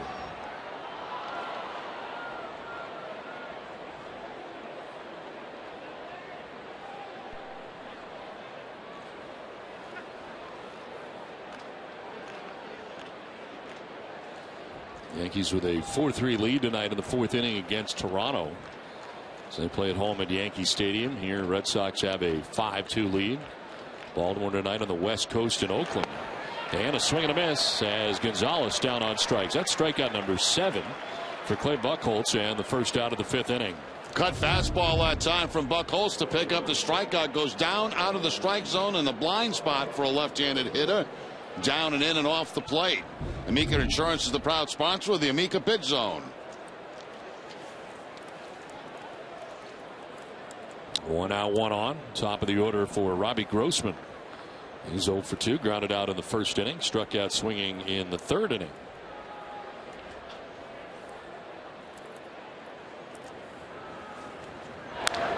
This is out to left center field. Over goes Carp.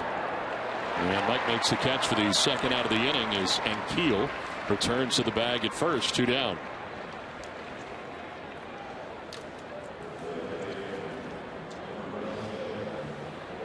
It's a pretty shot on the light stanchion here in Fenway.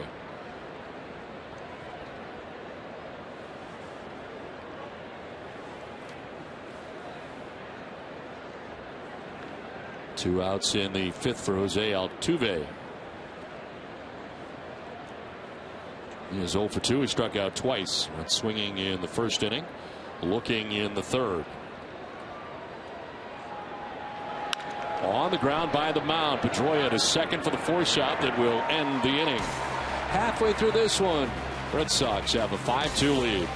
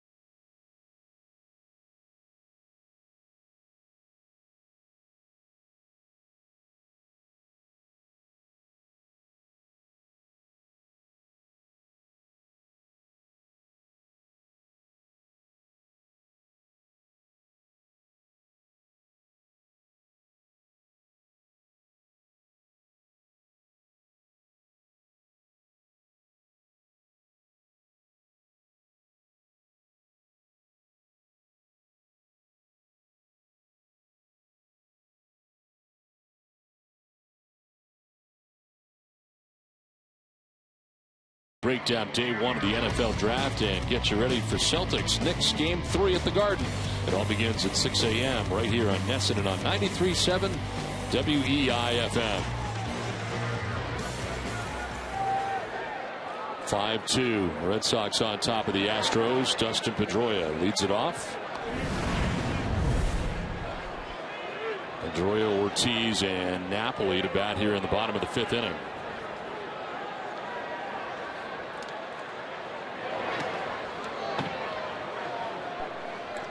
Pedroia singled to center, stolen a base, scored a run, and last time up grounded into a 5-4-3 double play.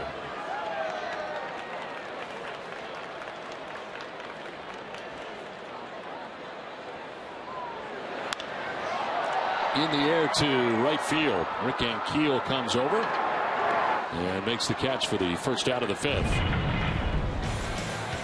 David Ortiz, last time he was up, hit his first home run of 2013. Straightaway center field. And put the Red Sox on top 5-2.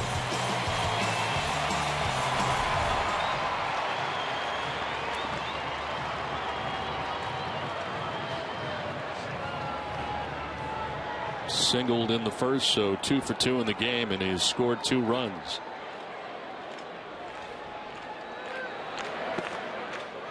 Breaking ball in there for strike 1.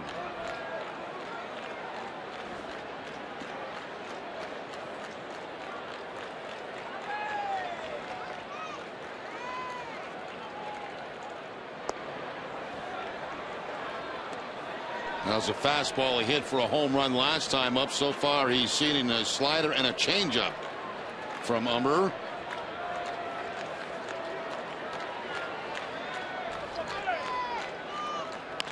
On the ground up the middle into center field. Third hit in 3 tries for David Ortiz tonight. Back to the fastball for Umber and back up the middle for David Ortiz. Defeats the shift with the ground ball right over the pitcher's head. One big hop over his head and into center field for the base hit.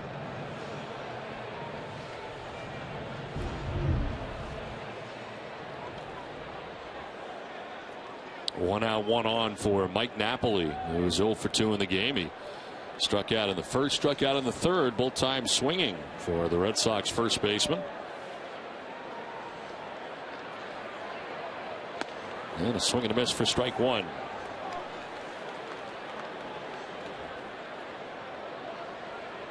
He's appeared to have trouble with that slider of Philip Umbers.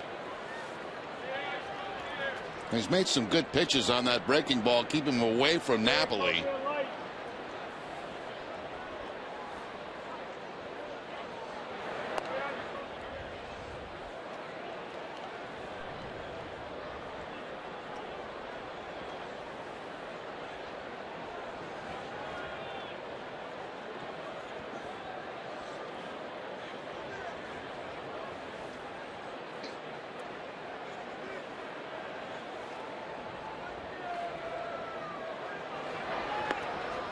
That's in there for strike 2, 1-2. Well, your Eastern Mass Lexus dealers bring you the pitching line for Philip Umber. 4 1/3, 7 hits, 5 runs. So walked 3, struck out 4, and about to throw his 80th pitch. Got into trouble right out of the gate tonight. First inning, gave up 4 runs in the first. He's only given up 1 run since, and that was the home run by Big Papi in the 3rd inning. 1-2.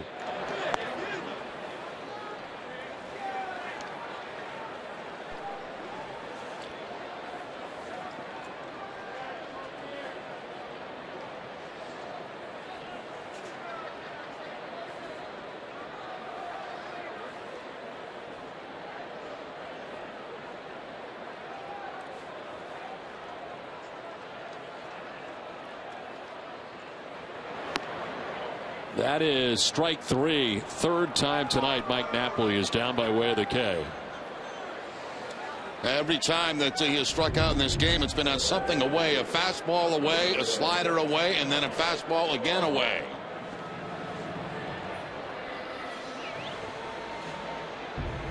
Well, Gulf Oil is proud to be the official electricity provider of the Boston Red Sox.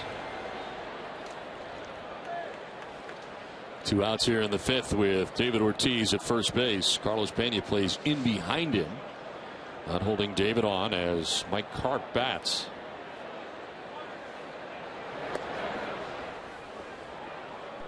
Carp doubled in the first inning and scored a run, drove in a run, and grounded out to shortstop in the 3rd inning.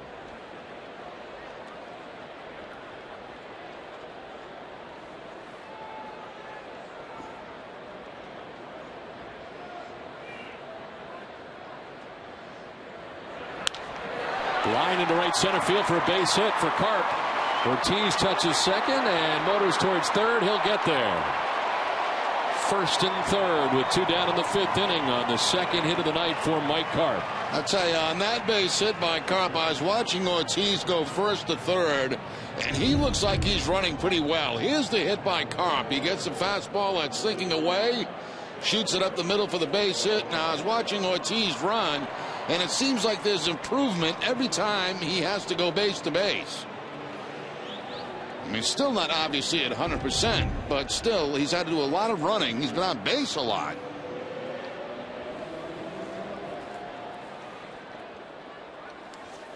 How about Mike Carp? Every time he gets a chance to play, always gets a couple of hits. Sure does. Well, a base hit here, and it's first and third, 2 down for Jared Saltalamacchia.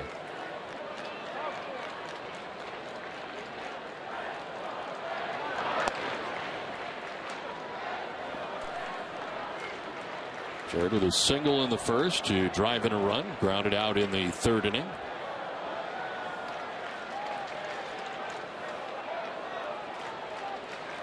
Stacked up on the right side of the infield on the shift as Pena does hold on Mike Carp at first base. And a check on him, diving back to the bag safely.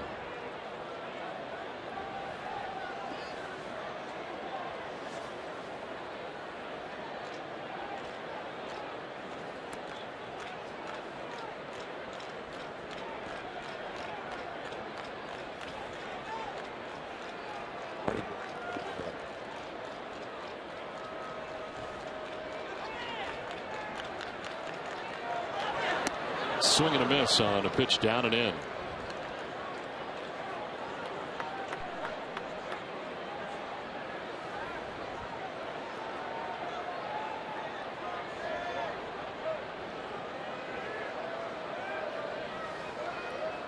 The way the first inning went, you kind of wondered whether Philip Umber would get out of the first inning. Yeah, the Astros have just been kind of hanging around in this ball game.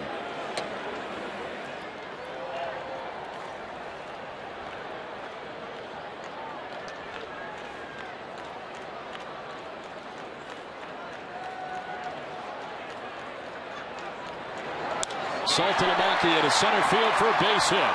David Ortiz will score, and the Red Sox take a 6-2 lead. Second RBI single of the game for Jared Saltalamacchia.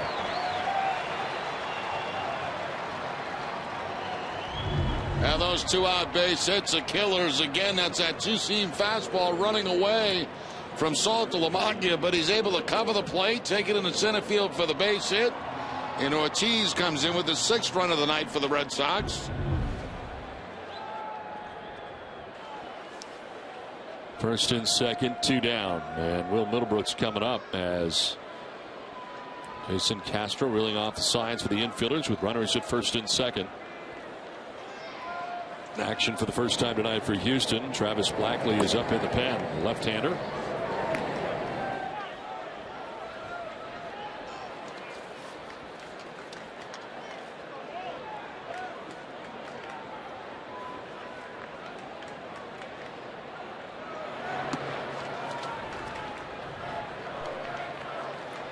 Will Middlebrooks 0 for 2. He's grounded out to third base and struck out swinging.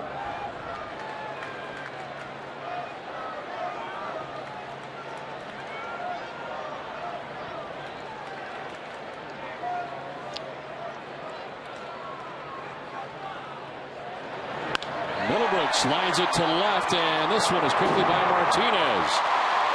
Carp coming around to score. The Red Sox 7th run. Throw comes back in. It's a double for Middlebrooks, and the Red Sox take a 7-2 lead.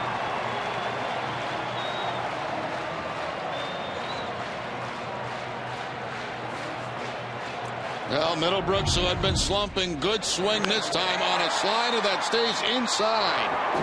Hooks it to by Martinez out there in left field. Another 2-out run for the Red Sox. And a second and third situation now with 2 outs.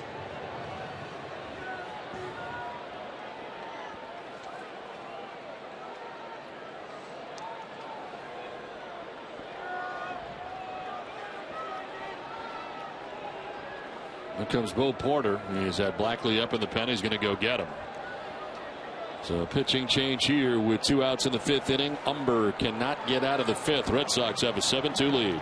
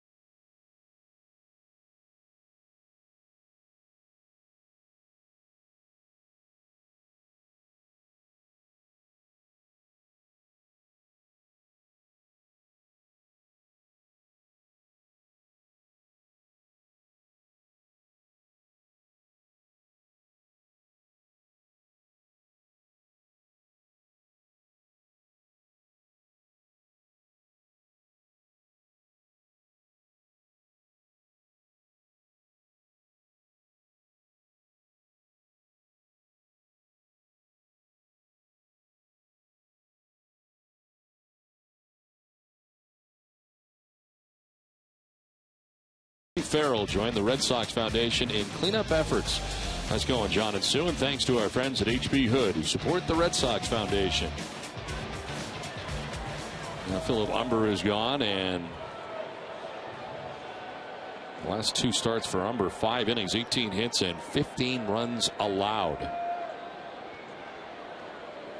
And it could actually go up because he is responsible for Saltalamacchia at third base, Middlebrooks at second base as he leaves this game. And Stephen Drew, the first batter to face Travis Blackley, summoned from the pen here by Bo Porter, and Drew is 0 for 1 with a walk as he takes strike 1. So Blackley coming in from the pen. Third game. Opponent sitting at 308 against Blackley. He was acquired by Houston from the Oakland A's.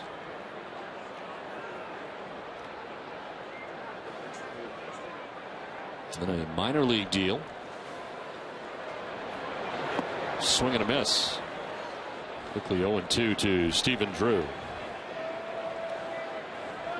Blackley missed 13 games on the DL, April 5th through the 19th with the left shoulder strain.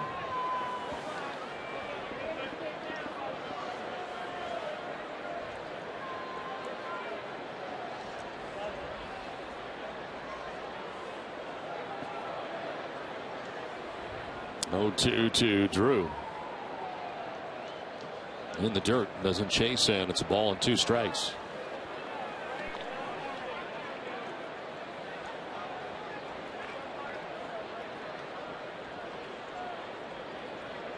And Blackley combined to go 6-4, 28 games, including 15 starts with San Francisco and Oakland last season.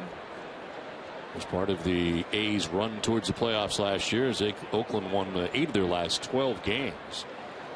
Of course, they're winning the Western Division and leaving town yesterday. It was a ground ball down the first baseline. It's a fair ball, and Drew didn't run. He did not run, and that stays fair. And it ends the inning. Red Sox get 2 runs and lead at 7-2.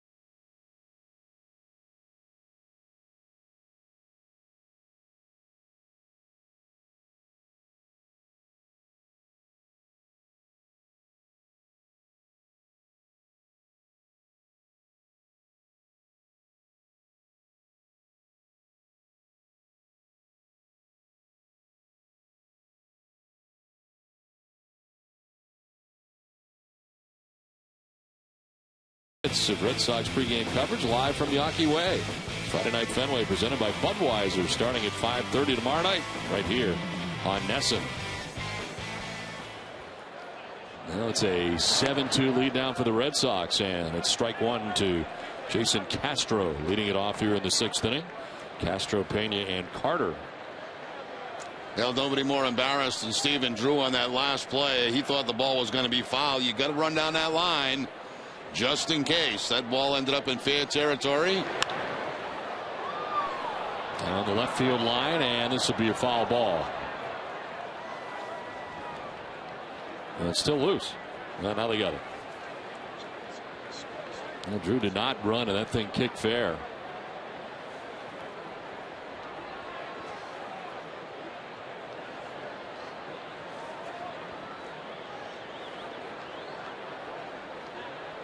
We're starting the second period tonight. Bruins and Lightning are scoreless.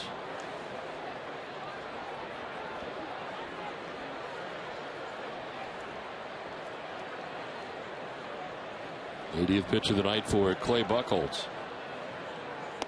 And Castro takes it high.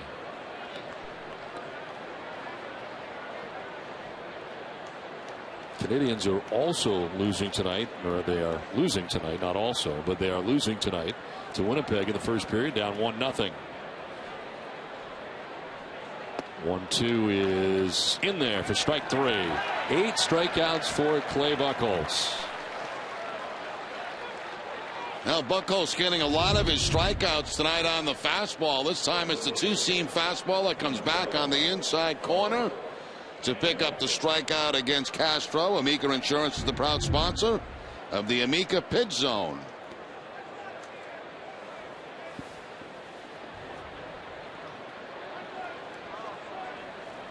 One out for Carlos Pena. It was 0 for 2. Pena grounded out in the first, struck out in the third.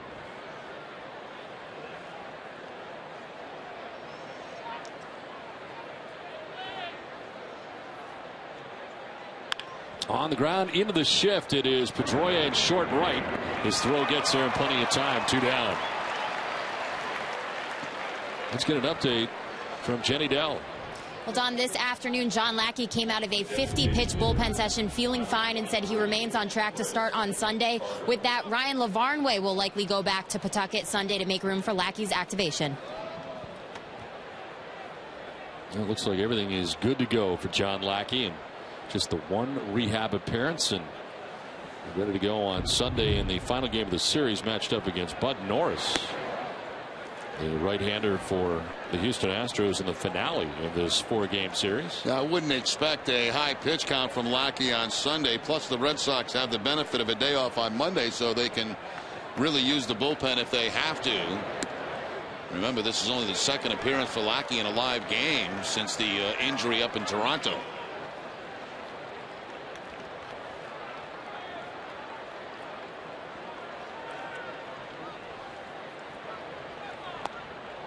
Outside to Carter and low, and it's 1-2. He is 1 for 2 tonight. Doubled and scored a run in the second. Struck out looking in the 4th inning.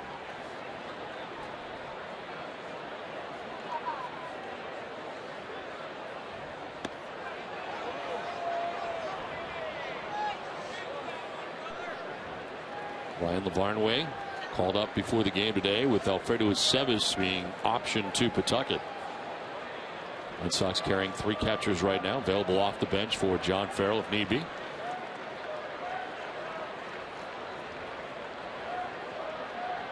Two. And off the end of the bat, out to second base, where Pedroia throws out Chris Carter and ends the top of the 6th inning. Through 5.5 from Fenway. Sox on top by 5.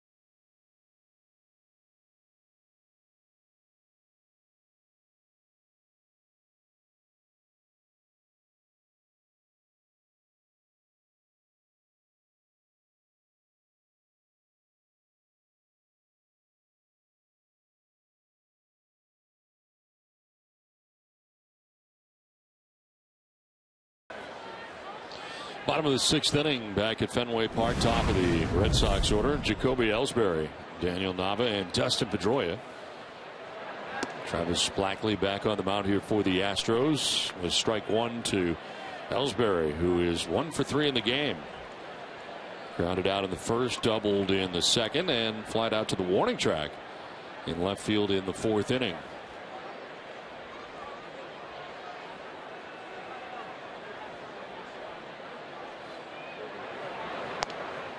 There is action for the Astros as Blackley begins the inning. Jose Cisnero, right-hander, warming in the pen.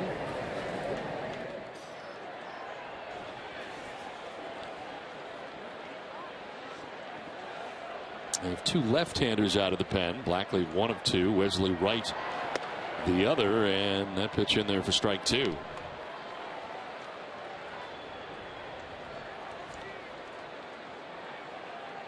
Seven-man bullpen for Bo Porter out there in the bullpen for the Astros. As you mentioned, down the 2 lefties. Jose Veras is their closer. He only has 2 saves on the year. Not been a lot of games to save. There's a swing and a miss as Ellsbury chases that and strikes out.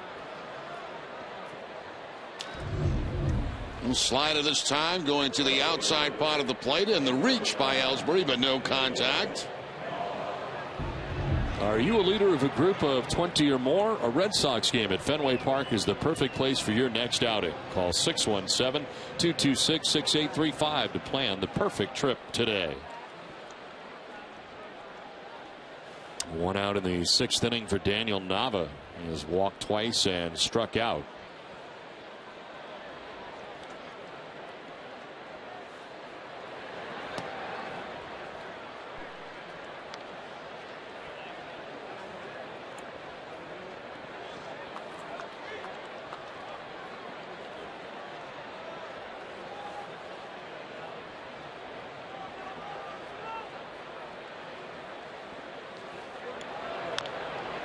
Off the end of the bat, foul, 1-1.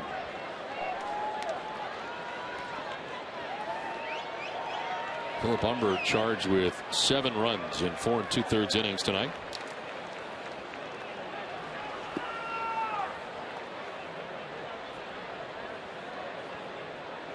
Greg Colburn, the hitting coach for the Red Sox. Will Middlebrooks.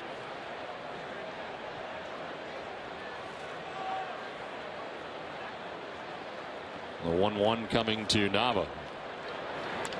Check swing, dribbler down the 3rd baseline, foul.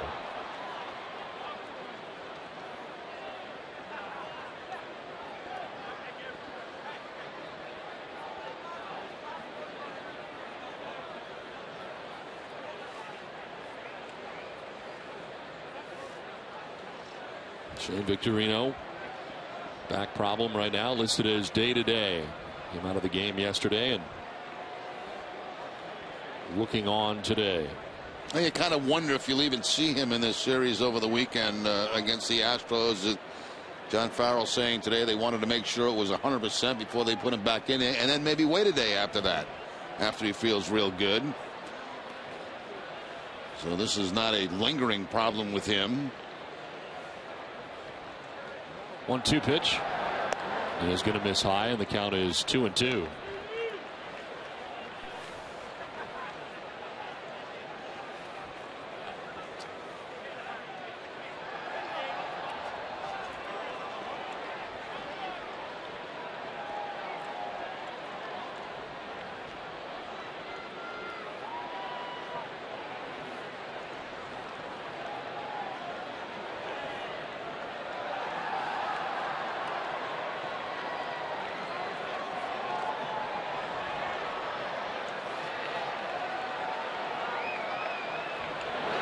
Nava with a swing and a miss, strikes out. Blackley picks up his 2nd K of the inning, back-to-back.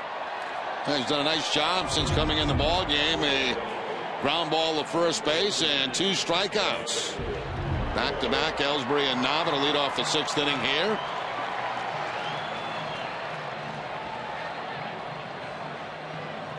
And 2 down for Dustin Pedroia. Singled in the 1st inning. Since then, a ground out into a double play and flied out to right.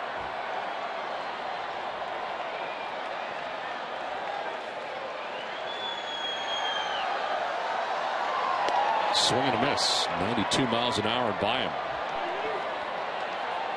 The wave making its way around Fenway Park. Nice crowd here at Fenway Park. Thursday night start, 6:35.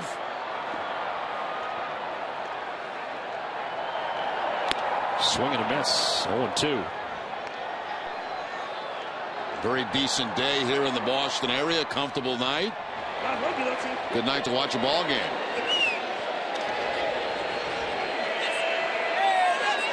Here comes the wave.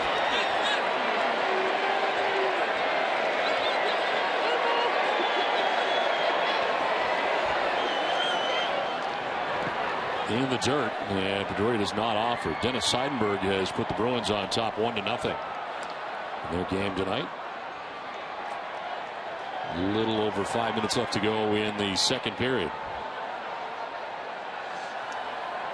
Here it is, 7-2. Red Sox on top of the Astros, game 1 of a 4-game series. Part of the rotation talking it over. 1-2 to Pedroia. 2-2. Blackley has struck out Ellsbury and Nava to begin the inning.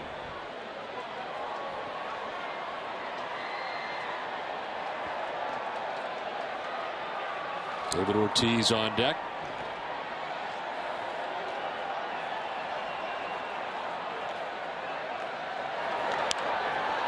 Popped up, foul ground. And into the seats.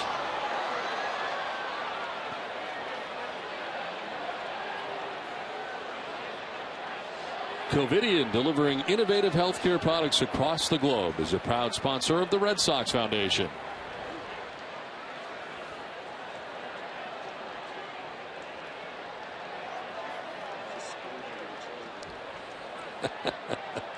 That's great. Everybody was looking for the baseball. She made the smart move. She went underneath the chairs and came up with it.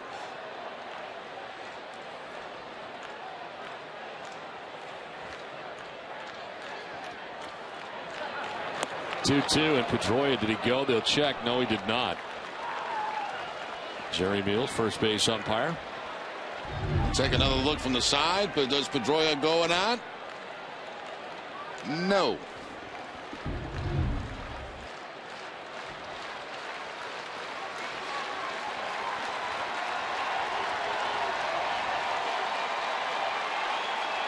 Three-two as they try to come in. And he clears it out but grounds it foul.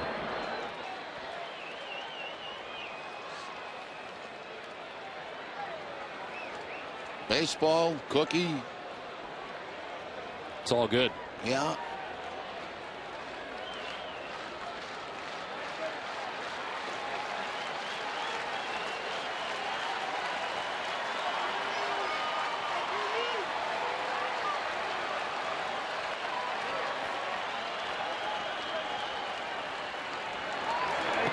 Ball 4. Pedroia works the walk with 2 down in the inning.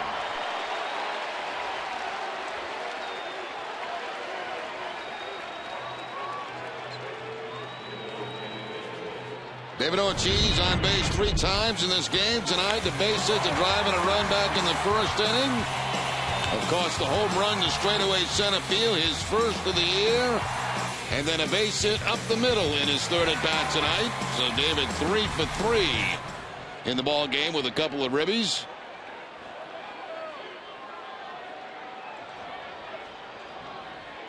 That's with 2 outs and Pedroia at first base.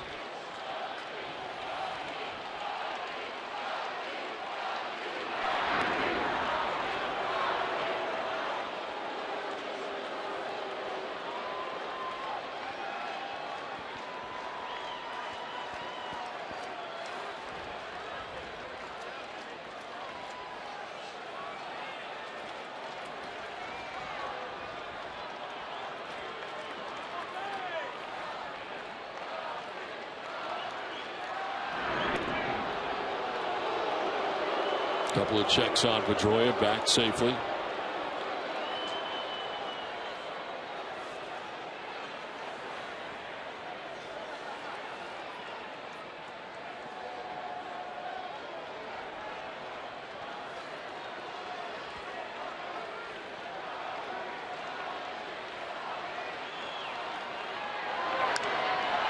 Inside out swing sends it foul down the left field line, out of play.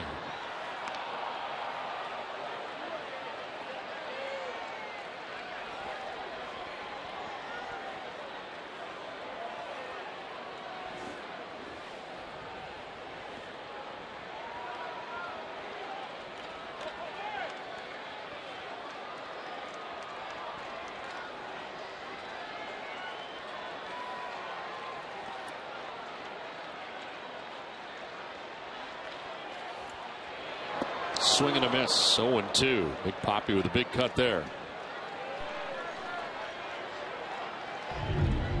The slider this time from Blackley. Slider's been a very good pitch for him since coming into the game.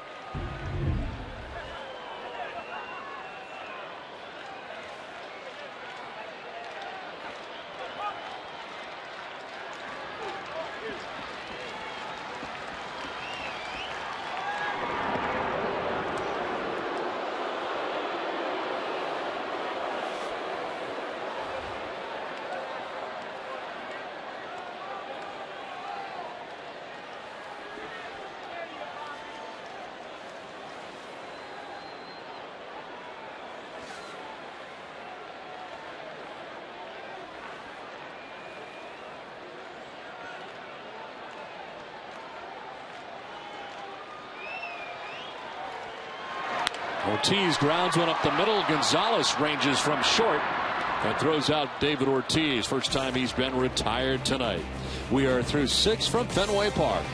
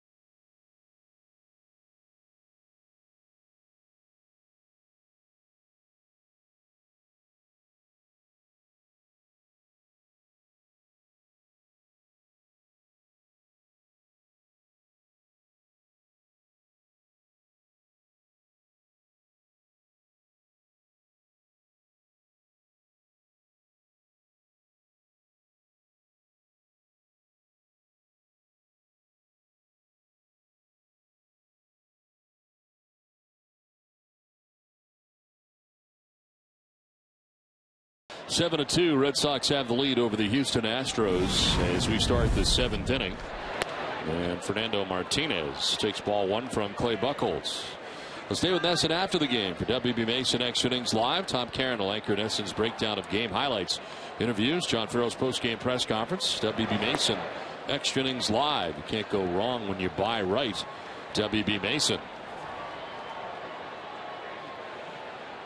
Martinez with 2 hits and 2 at-bats, both singles.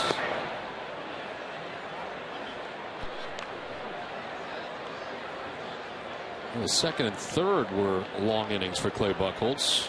Pitches thrown wise, but he's been very economical more recently. And evens the count here, 2-2. Yeah, it just seems like Buchholz has become more comfortable as this game has gone on. The first couple of innings for Clay tonight was a little bit of a struggle, but it seems like it's worked its way out right now.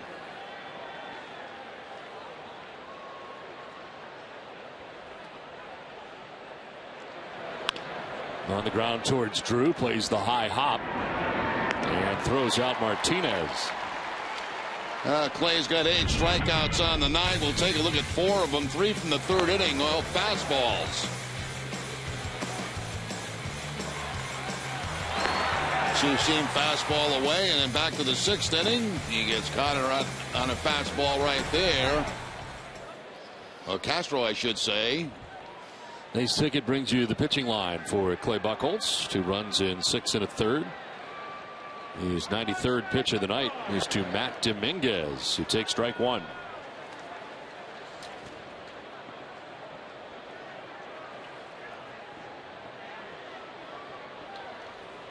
Dominguez grounded into a double play in the 2nd, and then again in the 4th inning. Down to the count 0-2. Very good change up there by Buchholz.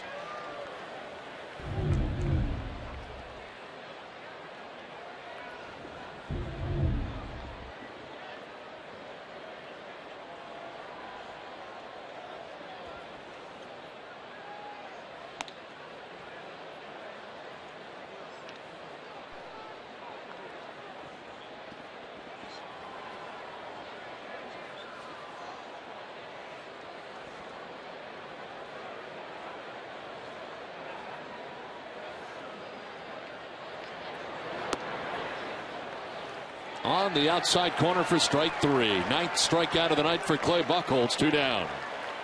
And once again on that two-seam fastball that the right-hander tends to give up on, and it picks up the outside corner.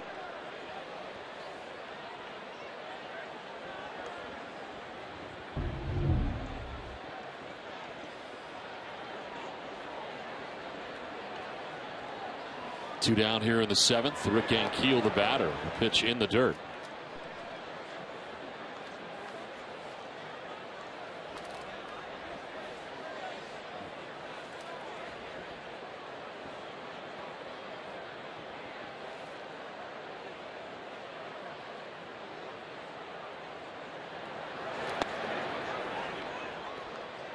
They stack it up on the right side defensively in the shift for the Red Sox on Rick Ankiel.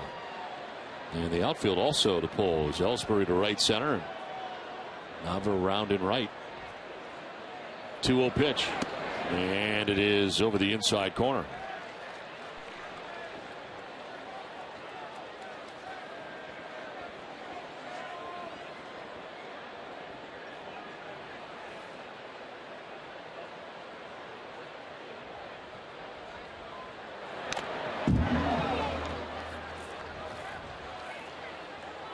Advil is the official pain reliever of the Boston Red Sox and proud supporter of volunteers. Go to Advil.com to find out about the Advil Relief in Action campaign.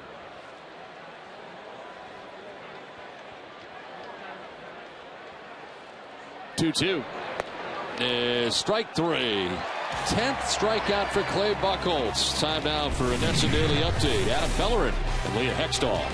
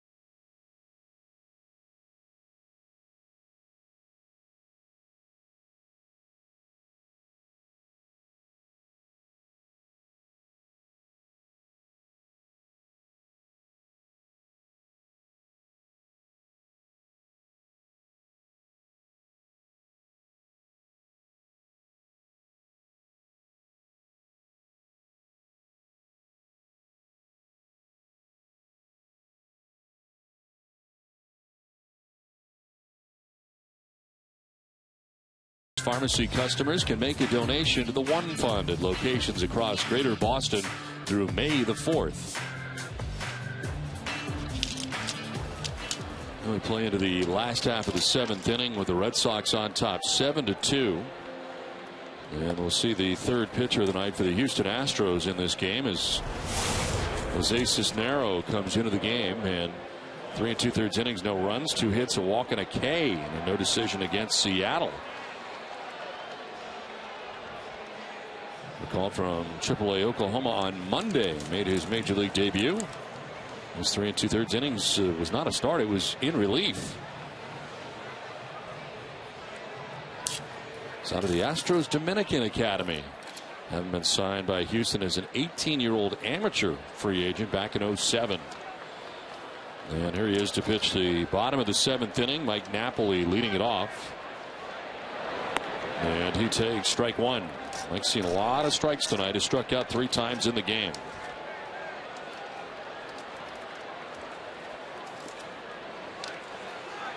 Well, Travis Blackley quieted the Red Sox offense. Napoli went around, according to Jerry Meals at first base.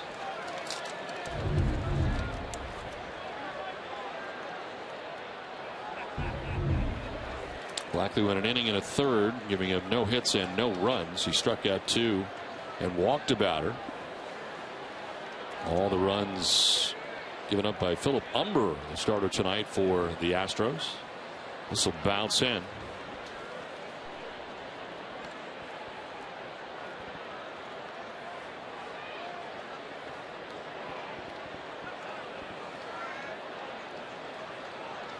Eduardo Perez, the bench coach, alongside Bo Porter.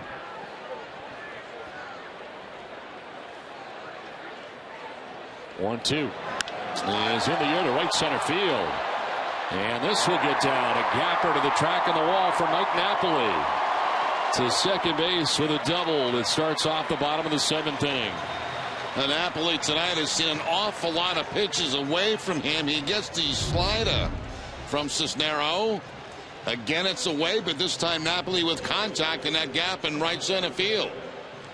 So the leadoff double here in the 7th for Mike Napoli.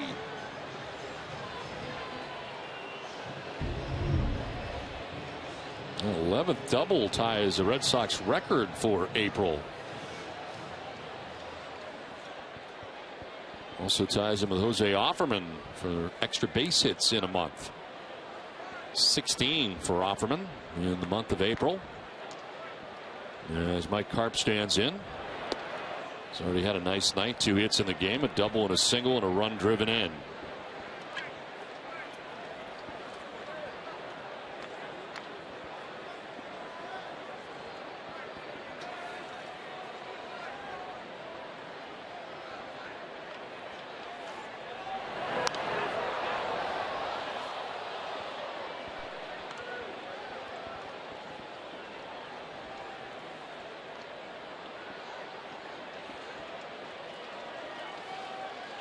Carp now, Saltalamacchia next. There's the Red Sox bat here in the bottom of the 7th inning.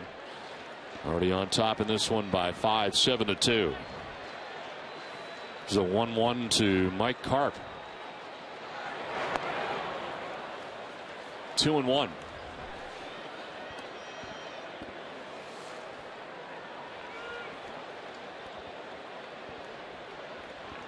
Cisnero, a 13-game winner last year as a starter. In Oklahoma City, he was 13-7 with a 3.70 earned run average last year in AAA. Out of the bullpen here for the Astros. And his 2-1 is popped up. Third baseman Matt Dominguez in a foul ground makes the catch for the first out of the inning. Let's get an update on some of the Twitter responses tonight from Jenny.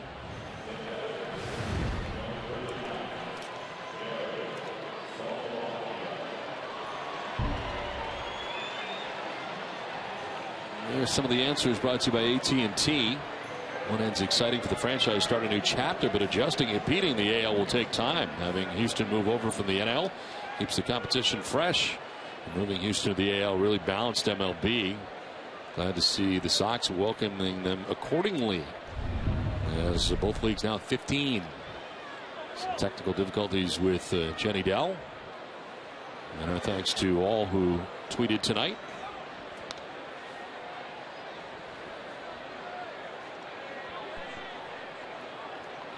One out, a runner at second, and Saltalamacchia. 2 singles, 2 RBIs. And a 2-for-3 night for the Red Sox catcher.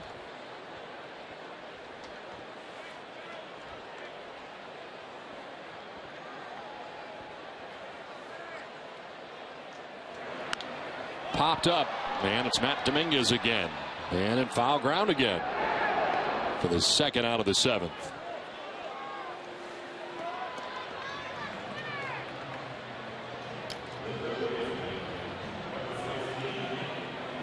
Two down, and Will Middlebrooks coming up. After grounding out to third base in the first and striking out swinging in the fourth, he doubled to drive in a run in the 5th inning.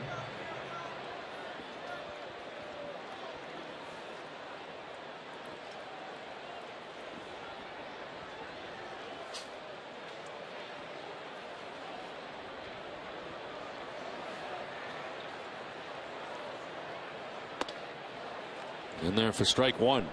Alex Wilson is up in the pen for Boston.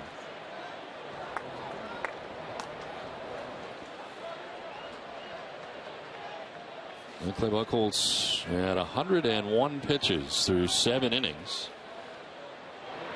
And 1 pitch fouled off and up into the seats. I think Buchholz will be coming back out. I think they've got Wilson loosening up just in case it gets out of hand a little bit in the top of the 8th, pitch count wise.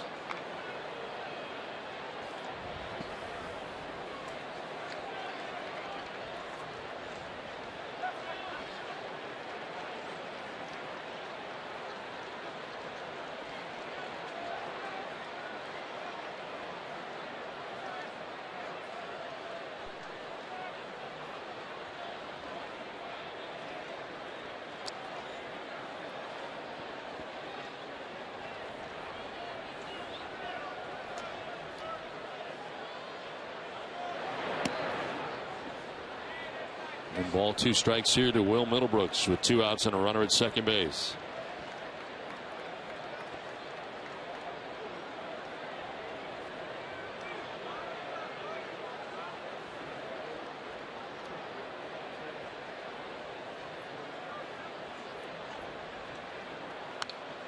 Fouls it back and still 1-2. Game 22 of the season for the Red Sox coming into tonight's action. 14-7 on the year and continuing their longest homestand of the season. Kansas City's been in on this homestand. Oakland, and wraps up with his 4-game series against the Astros. For the Red Sox head to Toronto and Texas. 1-2. In the air down the right field line, and that's going to go foul.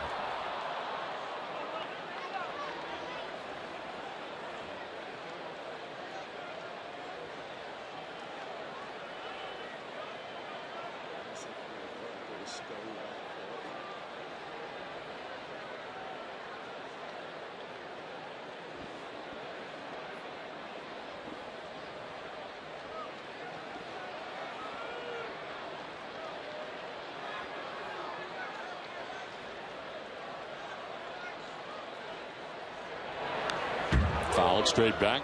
Still 1-2. Middlebrooks with a good at bat here.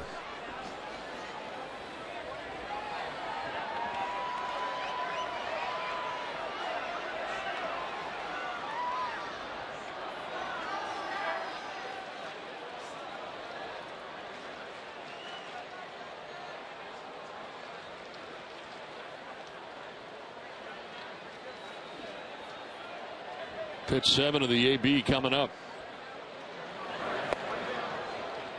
2-2.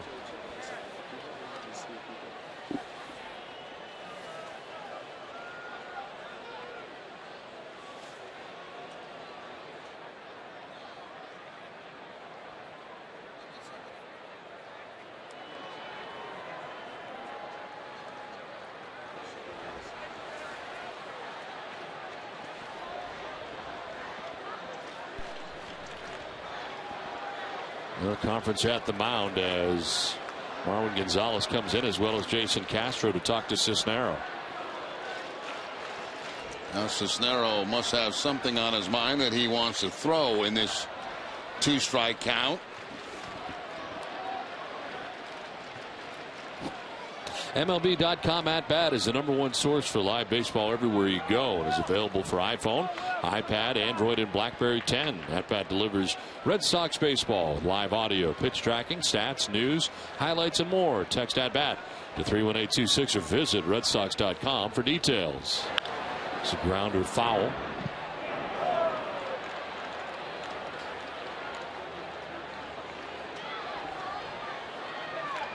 This at bat extends to a 9th pitch for Will Middlebrooks with 2 outs here in the 7th inning, and Mike Karp at second base, or rather Mike Napoli at second base.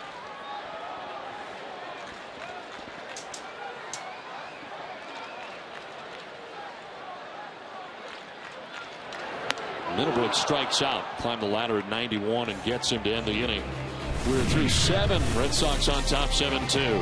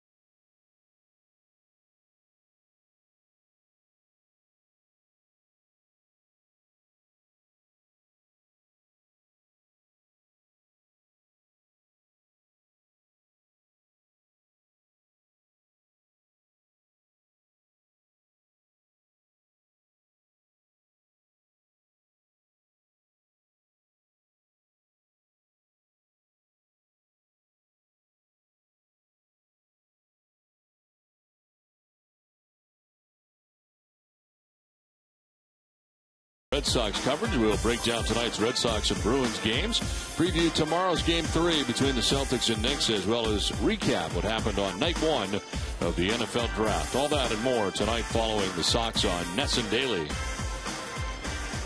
Well, defensive change for the Red Sox as Johnny Gomes takes over in left field. Mike Karp comes out of the game, and to the 8th we go. Marwin Gonzalez leads it off.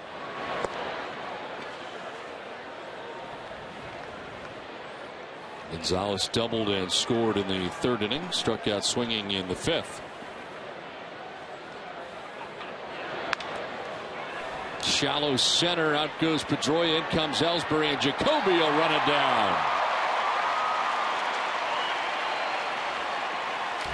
And momentum takes him all the way to the infield after making this catch. He took 1 step back, then turned on the jets, and is able to make the catch and continue to the infield. I guess when you're that fast, it takes a while to slow down, right? Yeah.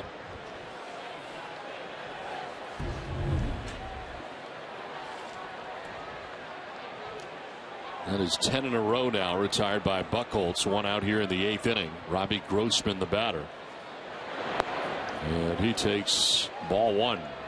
Andrew Miller now up in the Red Sox pen. Come on, baby. Come on.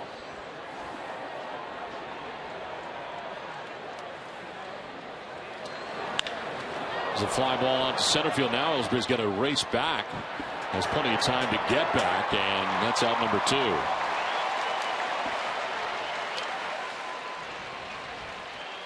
Beth Israel Deaconess Medical Center, the official hospital of the Boston Red Sox, never forgets that before you're a patient, you're a person. Beth Israel Deaconess, human first. Learn more at bidmc.org/human first.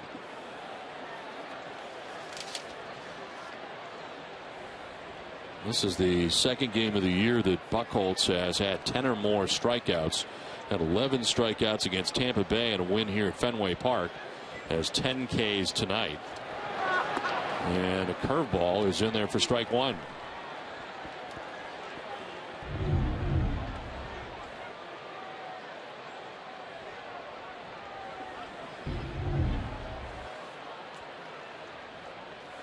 Altuve gets buzzed inside and almost hit.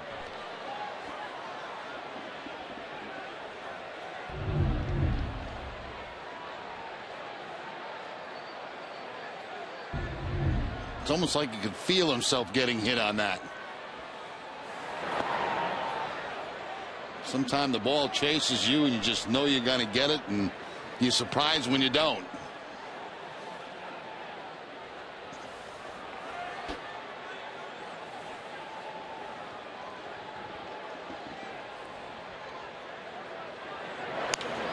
Line to center field and a base hit for Altuve. Breaks up a string of 11 in a row, retired by Buchholz. And here comes John Farrell. As Buchholz works his way into the 8th with 2 outs.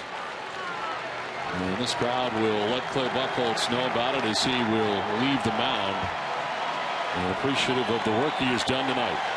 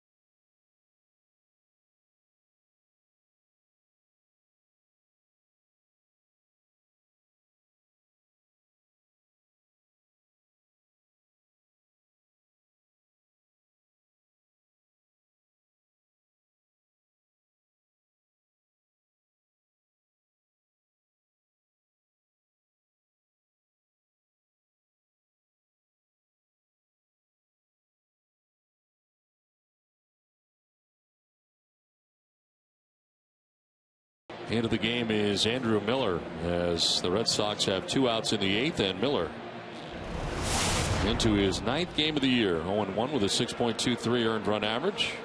4 1/3 innings, 8 strikeouts, and opponents hitting at .250 against Andrew Miller. Our Coors Light Refresherator in from the Red Sox bullpen. Sox fans, there's a new reliever in town, and he's throwing silver bullets. It seems like Jack didn't care where the seating was, but no. Brick did. Yes. Brick thinks it's very important that they open up at home, and of course that would always be an advantage to open up at home in the playoffs. So. Yeah. Well, I think, as Jack said, though, that it's very important that they play well going in, because lately they have been playing very well. Right. So to finish off the season playing strong would be very important as well, and gather that momentum into the postseason. I think Tuca's going to be a big part of that, and it's great to hear that he's doing well tonight. 2 outs in the 8th, and Jose Altuve at first base. And it is Jason Castro, who has been on twice, a walk and a single. Struck out looking in the 6th inning. This is lying down the left field line, foul. I am told that you just are a few tweets away from reaching 1,000 since the game started. Is that right? That's what I understand. That That's is the word that I exciting get news in my ear. Well, that is great. West Coast. Right in the cup. So the cup caught it.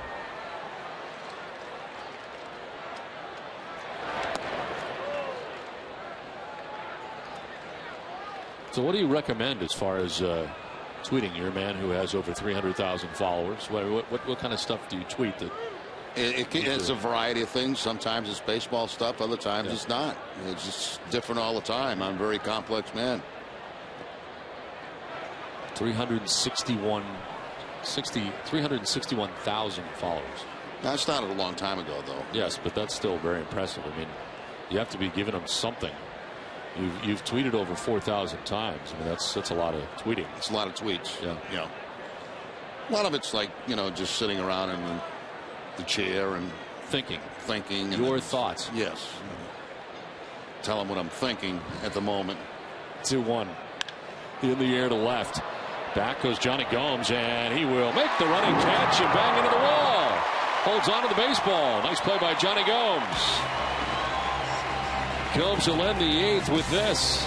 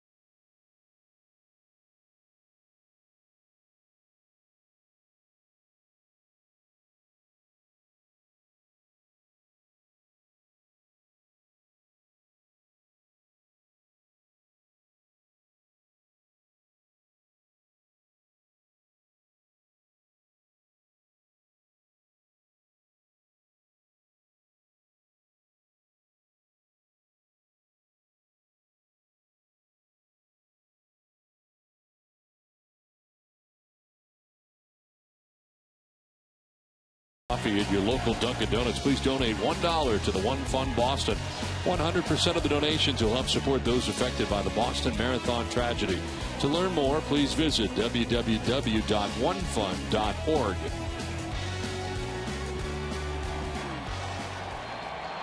Well, it's on to the last half of the 8th inning at Fenway Park. A 7-2 Red Sox lead over the Houston Astros. Red Sox have action in their pen as we get started, and Daniel Bard looking to make his return, and perhaps it'll be tonight as he warms up in the pen, and the Red Sox come to bat.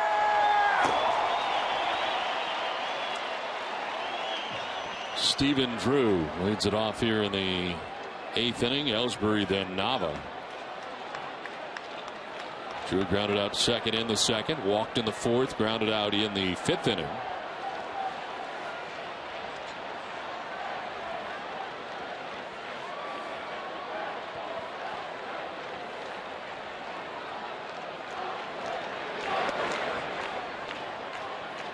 Well, this game summary is brought to you by Xfinity from Comcast. Umber roughed up in the 1st inning, giving up 4 runs, and Clay Buchholz very good. David Ortiz 3 for 4, including his first home run of the year. Good pitching, good offense. Red Sox enjoy a 7-2 lead as they bat in the 8th.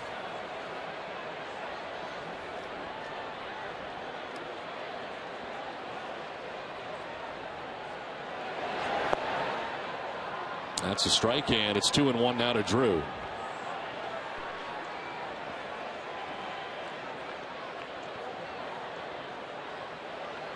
Ellsbury waiting on deck. High fly ball to shallow right. Rick Ankiel coming in. 1 down.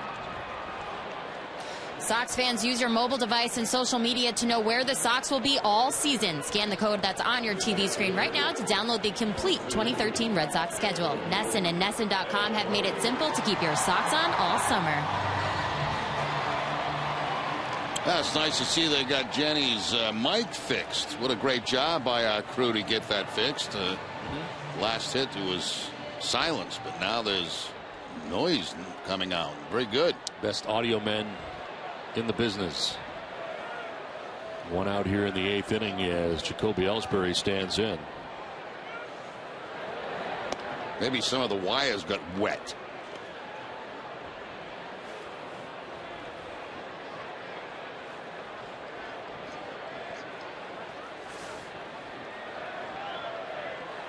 Ellsbury with a double back in the 2nd inning, a 1-for-4 night. This is grounded towards Dominguez.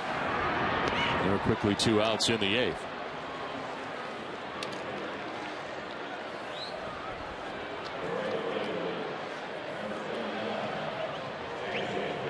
Nesson's coverage of Red Sox baseball is brought to you in part by Southwest Airlines, Mitsubishi, Nissan, your New England Subaru dealers, and by Sullivan Tire and Auto Centers.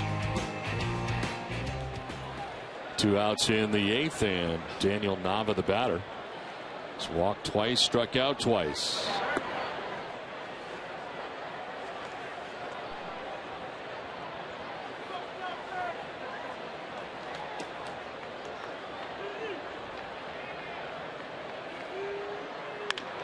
To center. Grossman is there to make the catch on the sinking liner and to end the inning. It's on to the 9th we go. Red Sox on top by 5.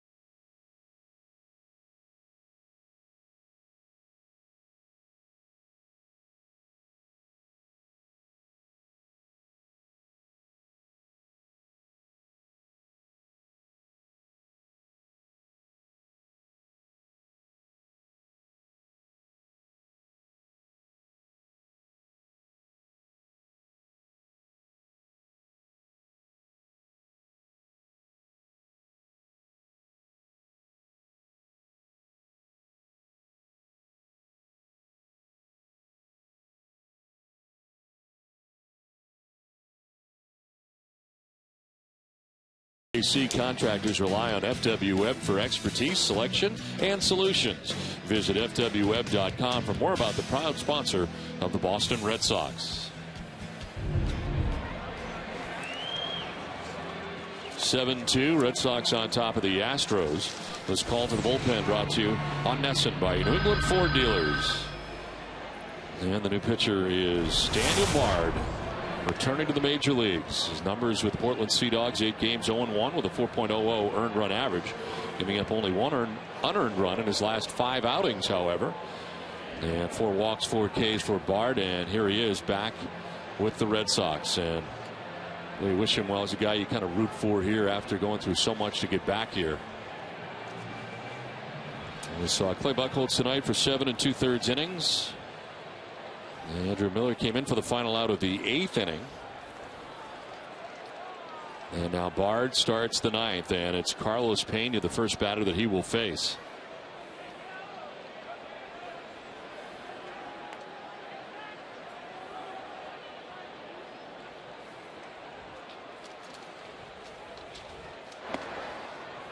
That's strike 1 from Bard. Called yesterday from AA Portland. As a reliever in his career, a 3.21 earned run average, 199 relief games. So this is number 200. Of course, last year in the starting rotation. This is to left field. Gomes started back, now comes in, and he's there for the first out of the 9th. Scoop, scoop, scoop for the home team with delicious Hood ice cream. Catch your favorites in the freezer aisle today. Always good, always Hood. Now, Johnny Gomes been busy since coming into the game defensively. Made a real nice play to end last inning and picks up the first out here in the 9th. One down for Chris Carter, the former Oakland Athletic.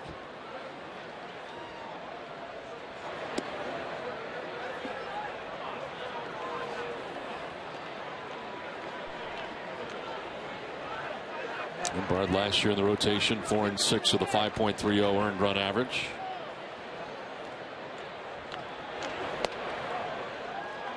That was 96 and in for a strike. Good to see that velocity back for Bard.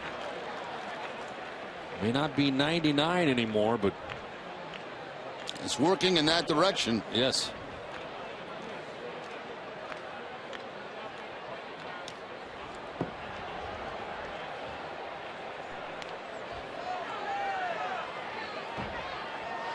We'll stay with NESN after the game for WB Mason Extra Innings Live. Tom Caron will anchor NESN's breakdown of game highlights, interviews, and John Farrell's post-game press conference. WB Mason Extra Innings Live. Can't go wrong when you buy right. WB Mason. There's a 2-1 to Chris Carter. And a swing and a miss. Tried to stop it, couldn't. That fastball running back in towards Carter.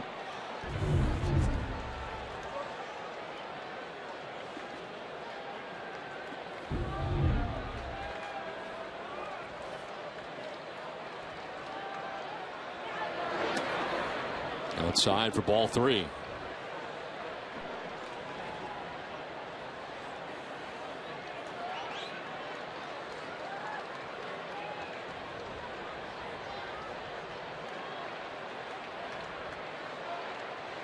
Fernando Martinez waiting on deck.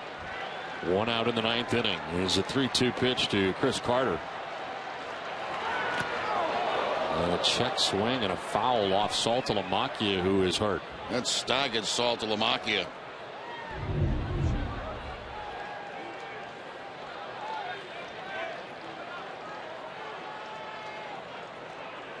Looks like it got him right where there's no padding on that left shoulder.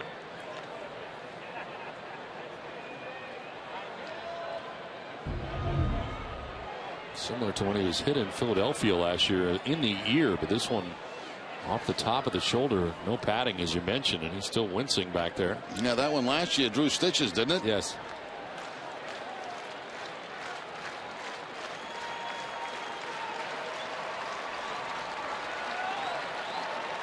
Three-two pitch again to Chris Carter. Struck him out. 93 on the fastball. Bard with his first strikeout of 2013. And again, that fastball running back inside on Carter. This time the swing, no contact. So a couple of pitches at identical spots that time to Carter, and Bard picks up the strikeout. Always been a strikeout pitcher as Bard picks up his 218th career strikeout. 2 outs, and here's Fernando Martinez, who takes ball 1.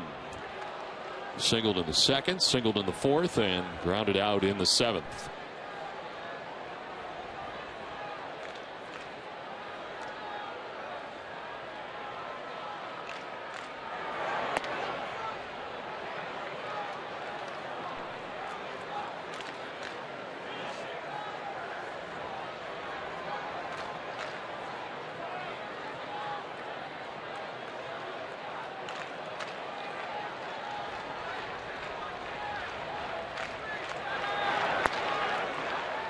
That's a strike.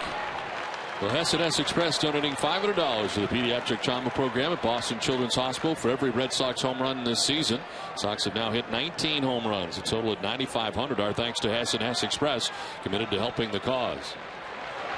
2-1 is lined to right and in for a base hit. Knob over to play it. But Fernando Martinez at first base with 2 outs here in the 9th. He's had a good night. He's had 3 hits on the night, 3 for 4. As he turns around a Daniel Bard fastball.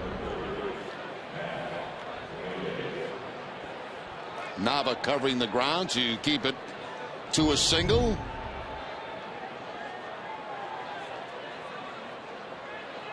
Here's Matt Dominguez, 0 for 3. He's grounded into 2 double plays and struck out looking.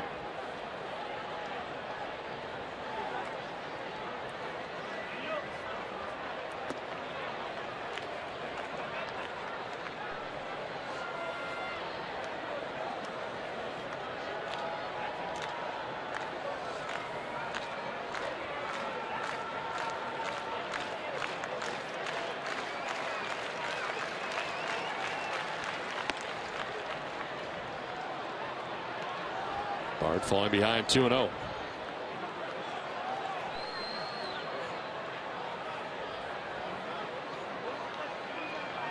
Pena to fly out, Carter to strike out, a single from Martinez. Now a 2-0 pitch. And that'll miss for ball 3.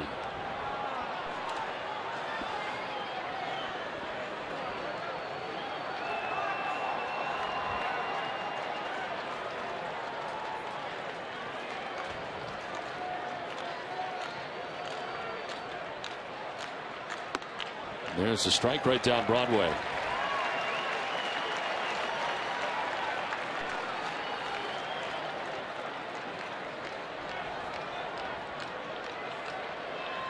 Rick Ankiel waiting on deck. Bard would like to finish it off right here with 2 outs in the 9th. On the ground, back to Bard, who picks it nicely. He'll flip to first. Ball game over. Red Sox win from Fenway, and a nice inning of relief in the return to the major leagues for Bard. Clay Buchholz betters his record to 5-0 with a victory tonight in 7 2/3 innings, and Big Papi gets his first home run of the season. It all works out to be a 7-2 Red Sox win tonight from Fenway Park. A nice combination of everything tonight. Pitching from the Red Sox, in particular Clay Buchholz. Big night for David Ortiz. Some big 2-out hits. Very good defense. And nice to see Bard come back and get a scoreless 9th inning. So the Red Sox win at 7-2. Everything working out tonight for the Red Sox. Now to Tom Caron.